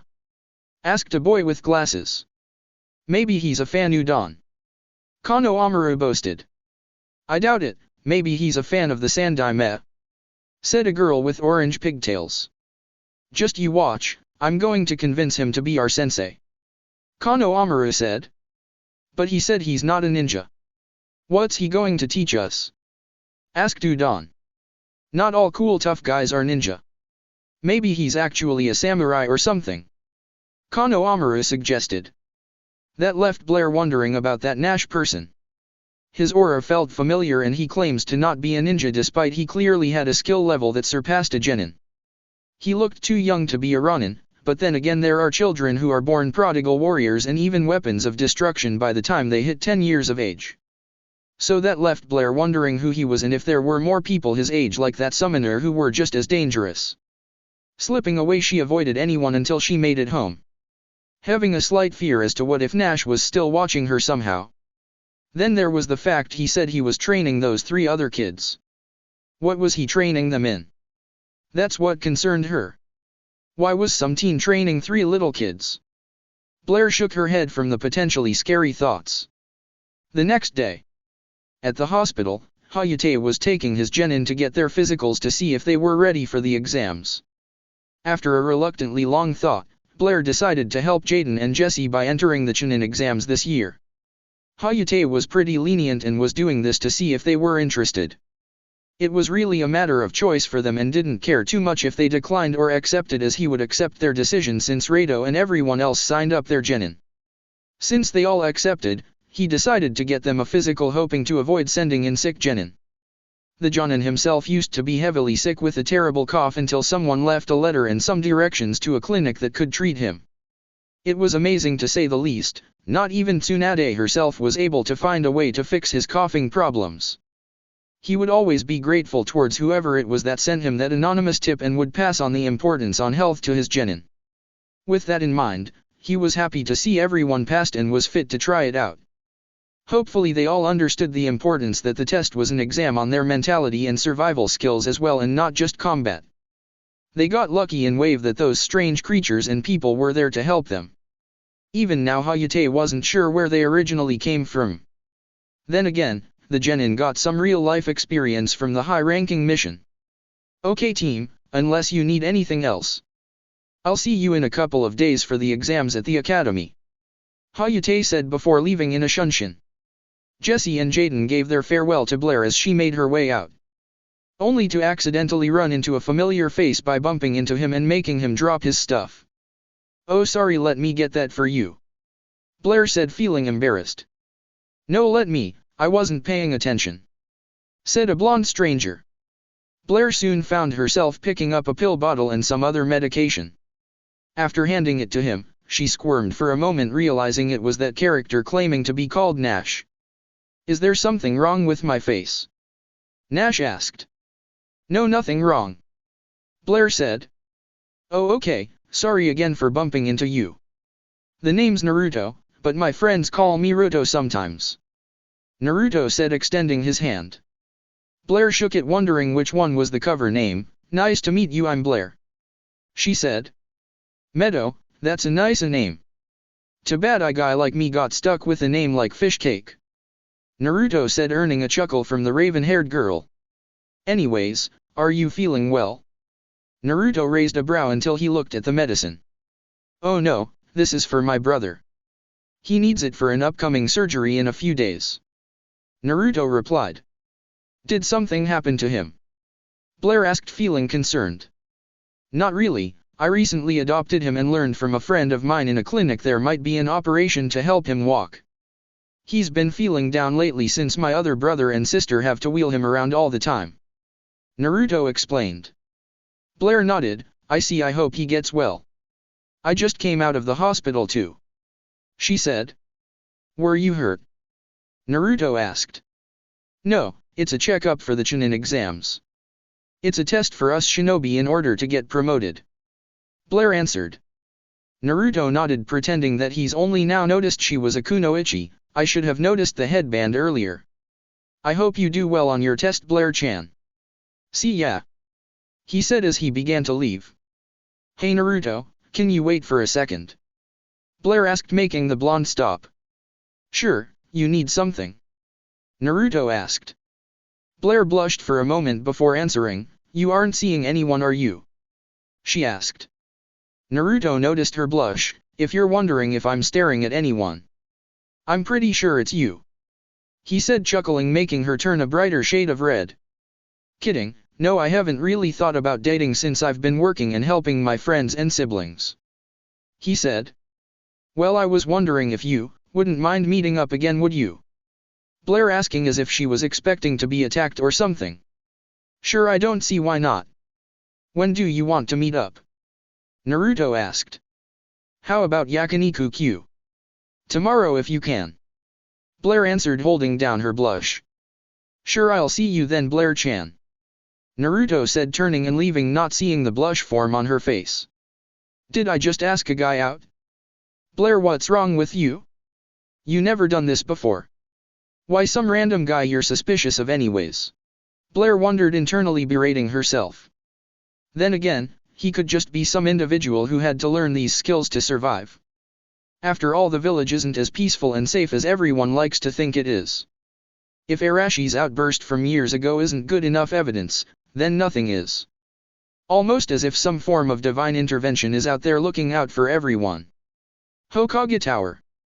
Minato is found talking to Inoichi about Kushina's mental condition after her fight with His Majesty's enforcer. Apparently Kushina was tortured with some sort of memory seal attached to her. As to what they didn't know until Inoichi was stuck entering the Hokage's wife's mind looking at whatever it was that made her go insane. What can you tell me, Inoichi? What did that sick bastard do to my wife? Minato asked. Inoichi sighed since he had a good idea of who really responsible. From what I gathered, the memories were from the point of view of a child. To keep it short, this child was your son. Minato looked confused. Why would Arashi's memories affect Kushina? Minato asked. It's not Arashi, it's your other son you never told anyone about. To be frank, if these memories are real and not fabricated, I can see why Naruto isn't living with you anymore. The Mind Walker answered. What's that supposed to mean? Minato asked, feeling offended. Hokage-sama, what I saw was a child being abused physically and emotionally by his family. The only one who didn't hurt him was a baby named Aika, who I assume is your daughter. Strangely enough, the memory ended with Aika being taken away and him being punched by who I assume was Tsunade for hurting the infant girl.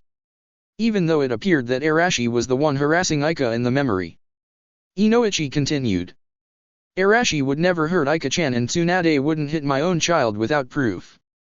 She's a Sunin, for God's sake. Minato argued. Well, that Sunin once told me I couldn't bear children with my wife, and 6 months later I learned we were going to have Ino. You know what she told me that day? Inoichi asked, looking annoyed. She said, not my fault your dick suddenly decided to work. And then I find out from another doctor that the report of specimen was clearly incorrect and looked like it was handled by amateur. He finished. Inoichi, you of all people know that drunk Tsunade is not the person you should be talking to. Minato defended as if he were looking at a little kid who cut himself with a piece of paper. Minato, as a doctor you aren't supposed to be drinking at all. Inoichi argued. Not my problem, she has seniority. Minato replied childishly. You're the Hokage. Inukai continued arguing. What do you want me to do about it? You're head of TNI and head of the mental evaluation teams. Minato replied. So you do your job and I do mine. As part of my job I order you to do your job right and get rid of those clearly fabricated memories Kushina has. He said. Fine, Hokage. Inoichi said with Yondaime not noticing the lack of the honorific. Minato sighed at the sight of the village. His great and powerful village is all crumbling because of needless accusations. Hell, Jiraiya was getting harassed for allegedly destroying a store with people inside. Clearly it was the enforcer's fault. If he was holding still, then his sensei wouldn't be in this much trouble and he'd be closer to finding Naruto. Better yet, the granddaughter of Oniki the Sandaimachi Chikage and Shizuka of Nadeshiko will be arriving in about a month to fight his son, who's going to get himself killed if they find him. If they don't find him, it will still affect the village. Meaning no alliance and no status to protect it. Leaving the village open for an attack if Suna doesn't pick up the slack, since their village is unstable ever since Raza started to rule. To think that bastard became Kazekage and shortly after tortured his own son by ordering assassination attempts on him. The Yondaime Kazekage could really learn a lot from the Yondaime Hokage when it comes to family. Regardless, he needed to find some kind of excuse when the village learns about the Hokage's son that they've clearly forgotten about. Sadly, time was not a resource he had and needs to come up with a plan. Worst case scenario, he just sends a battalion of Umbu to seek out his son and leave no table unturned. Minato didn't care at this point. If that criminal bastard wants a war, then he'll get a war if it means reuniting with his son. Perhaps now was a good time to utilize the Umbu and prepare for mass-scaled search before the exams begin. A little while later with Naruto. Naruto arrived and kept Tuya's medication in a safe place for the surgery in a week's time. As he watched over the kids, Joey passed by, noticing that dopey grin on his face. Hey Ruto, you see a pretty girl lately? Joey asked, teasing. Nope, I got asked out by a pretty girl. Naruto answered. "Ah, that's my buddy, nailing himself a date. I'm so proud I could cry." Joey said, wiping a fake tear away. "How about you ask Mai out before you cry?" Naruto responded. "Why would I cry?" Joey asked. "From the broken heart you get when she rejects you for taking too long." Naruto answered, making Joey turn red. Doing that playful headlock, Joey glared at him. "Hey, Mai is a bit old for me, don't you think?" he asked. "Pretty sure women don't like it when you call them old, Joey." Naruto chuckled, earning himself an uji. Crow peeked his head in to find the spectacle. "Are we making fun of Joey's love life?" "Because that's not funny," he said. "And that's why you're my best friend, Crow," Joey said happily. "Because Joey's love life is non-existent, so we can't make fun of something that isn't there," Crow finished. "And that's why you're my worst enemy, Crow," Joey said, glaring at him. "Anyways, Ruto, when's your date?" he asked, letting go Naruto. "Tomorrow night. I wouldn't call it a day per se." She asked if she wanted to meet up again after asking if I was seeing anyone. Naruto explained. "You gotta start somewhere like I did," Crow said with pride. "Yeah, except if this was a game of baseball. I actually need to get off the bench." Naruto soon found himself in a headlock courtesy of Crow. "What do you mean? Are you saying I don't have any experience?" Crow asked. "Yes, at least Joey likes a girl." "Crow, have you ever asked a girl out before?" Naruto asked. Crow remained silent, making Joey laugh. "You gotta be kidding me, dude." "You're what?" 17. Joey asked, clutching his chest. "Oh god, maybe I should have said anything. Maybe I'd do better asking Serenity for advice," Naruto said, making his brother figures snarl. "Naruto, if you needed advice on women you could always ask me." All three boys turned their heads to see Martha coming in. Naruto escaped Crow's grapple. "You think you can help me, Martha?" he asked. "Sure I can, I'm the most mature woman here after all. Besides, those two haven't mustered the courage to go on any dates," Martha said, making Crow and Joey look embarrassed. "I'd really appreciate it, you can help Martha," Naruto said. "I'm happy to help, Naruto. I see you and everyone here as my own child. It wasn't too long ago Officer Trudge left you here that night," Martha replied, gesturing for Naruto to follow her. "Hey, is Mai still single, Joey?" Crow asked. Joey didn't bother to respond as he ran out the door first. "She won't when I find her first, bucko," he yelled, leaving the two to compete in getting a girlfriend first. A pitiful competition at most. The next night, Blair stood outside the yakiniku queue feeling nervous. Why? Mainly because she asked out some random guy out of impulse. He could either be very dangerous or a guy who tries to prepare for the danger. Regardless, this is her first date. She didn't even know why she did it. It was something about that Naruto guy that made her want to see him again. Blair knew she was too mature to think about romance and didn't want to seem like a fangirl. It was so random, and yet, she couldn't say she felt bad because of her morales. She was mostly afraid about how badly this date could turn out. Here she was in some conservative navy blue dress with black flats. This felt so strange she considered grabbing her old hat and using it to cover all her long hair like she used to back in the academy to look like a tomboy. Her thoughts were broken when she heard someone calling for her. "Hey Blair. I'm not late, am I?" Naruto asked as he appeared wearing some dress pants and shoes with a nice polo shirt. "No, I've only been waiting for a couple minutes," Blair answered. "Okay, let's go inside. I kept you waiting too long, haven't I?" Naruto asked as he gently grabbed Blair's hand. Blair blushed at the gesture as Naruto led her inside. Luckily for Naruto, nobody remembered the demon brat and assumed he either died or ran away from the village. After all, Naruto took years to get rid of his look. Sure, he was still blonde with blue eyes, but he's been trying to smoothen his hair and worked with Kurama to get rid of his whisker marks, as it was a defining feature with and without the disguise. Finally, there was the slightly pale skin he had, similar to his birth mother. Overall, you wouldn't really assume him to related to the Yondaime either. Maybe a Yamanaka, but Naruto hasn't done anything to earn the attention or a reputation of any kind outside the red light district. Over there people respected him as an equal and saw him as a delivery boy for the locals and crime syndicates. For now, it's something Blair shouldn't know, especially if this doesn't become a permanent thing. Naruto knew when to establish long-lasting and permanent relationships. With that said, he heard Blair calling out to him as they sat down, "Hey Naruto, do you mind if I ask you something?" she asked. "Sure, ask away," he replied. "What's your opinion on ninja like myself?" Blair asked, wondering what went in his mind when he attacked those foreign nin. "Honestly, I don't trust all of them. It may sound offensive, but I can never find myself wearing the village's symbol over my forehead. To fight for a village, let alone an idea, means you have to embrace and take pride in what hides in the darkness and not just the light. Something the Academy never did." Naruto explained. "What do you mean by darkness?" Blair asked. "Blair, let me be honest with you. All villages consider themselves to be the best and the most just. No matter who you idolize, there are others who wish to see that person," Naruto said. "Okay, personally I did it because I always looked up to my aunt who was a kunoichi that fought in the last shinobi war. She was my inspiration because of the stories my parents told me about her growing up," Blair answered.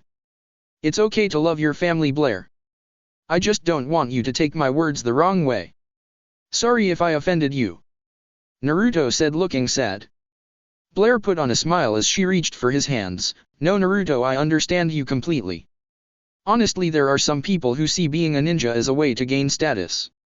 You know, a friend of mine was being harassed by Clan Air. I was afraid of what he was going to do to her, especially since we were 9 and nobody did anything," she explained. "Blair, it's okay if you don't want to talk about it," Naruto said. "No, it's fine, really. My friend was saved by this guy in a dark outfit and decided to beat him up. The heir was a Jinchuriki and lost his mind. The academy was closed and the Yondaime tried to play it off, saying my friend seduced the heir. A couple days later he says that his statement was wrong and some other bullshit," Blair finished. "This is the accident at the academy from 4 years ago, isn't it? The one where the Yondaime's son went on a rampage?" Naruto asked. "Yeah, it's him. You'd think someone of such high status would discipline his son. Instead he plays favorites and almost ruins my friend's life," Blair answered. "I understand, Blair. Where I come from, the Yondaime has done very little to help. I was stuck scavenging and helping at the orphanage that took me in. I was one of the older kids, so I thought it was my duty to help the oldest find food without stealing. That was until someone came in and took over the district. He gave kids like me small jobs so we wouldn't lose our innocence, and the next things I know, crime goes down and I don't have to worry about others as much," Naruto explained. The conversation stopped for a couple of minutes when someone came in to take their orders. Once finished, Blair decided to ask more about Naruto's life, hoping she wasn't going to deep into anything sensitive. "Have you ever thought about being a ninja to help by getting paid through missions?" Blair asked. Naruto shook his head. "No, I seen some shinobi that reminded me that not all of them are our saviors and guardians like they say at the academy. One day, this older kid tried to rob me because his sister needed to get an operation for her eyes. I spared him after I beat him up. A while later I found 3 Chunin beating him to death," he continued. "Oh my kami," Blair said, gasping. "Yeah, his name is Joey. I took him back to the orphanage and helped him find a competent doctor who helped at a cheaper price. The only thing I told him was to never rob people again. Not for my sake, for his little sister's sake. That was the day I had another brother and sister in my life," Naruto finished. "I'm glad, but I hope you don't see all shinobi that way," Blair said. "I know, some are beautiful, kind people with big hearts. So big she asked to some random scrub like me on a date," Naruto said, earning a chuckle. "You're not a scrub, Naruto. You're actually a nice who thinks of others no matter how bad you think life can be," Blair responded. "Thanks, Blair-chan, I hope you are enjoying tonight," Naruto said. A little while later. The date went without a hitch and Blair actually enjoyed herself. Sure, the beginning was Naruto's depressing life, but in return he gave her his undivided attention and only spoke up to give his input when needed. He was actually sweet and did whatever he needed to make her smile.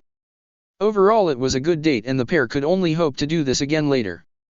I really enjoyed our night, Naruto. Maybe we could do this again after my exams end. Blair suggested. Sure, maybe I'll send a letter. Be careful though, I heard about how dangerous those exams can be. Naruto said. Blair soon found herself embracing Naruto. Thank you, but I'm sure I can handle it. I want a second date if you're willing. She said. Sure Blair-chan, I'll take you on a celebration dinner. Naruto said as he made a quick hand seal that Blair didn't notice. A clone appeared and nodded at Naruto, who made a serious face and nodded as well. Blair pulled out after the clone took off into the distance. I'll see you in a few days, Naruto-kun. She said. See ya. Naruto said as Blair walked into her house. As Naruto slowly walked down the streets, he made his way into an abandoned corner. Waiting for a couple minutes, he saw a badly injured body being tossed across from him.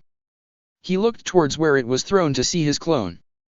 The clone revealed a blank umbu mask with the kanji for root. Danzo is suspecting me. That means Minato is either on my trail or he's still oblivious. The old mummy is someone Sarutobi-sensei warned me about, and Akhenaten thinks it's wise to prepare for the worst. The bastard only cares about himself, never about Konoha, contrary to what he says. It's for his own vision of his own village to rule them all. Konoha just happens to be the village he's with. Naruto said to himself, looking over the mask then the body. Still alive, that was good to know. The one time Danzo will realize mercy is what got him a step closer to defeating him. All Naruto needs to do is get rid of the seal on their tongue that he heard about.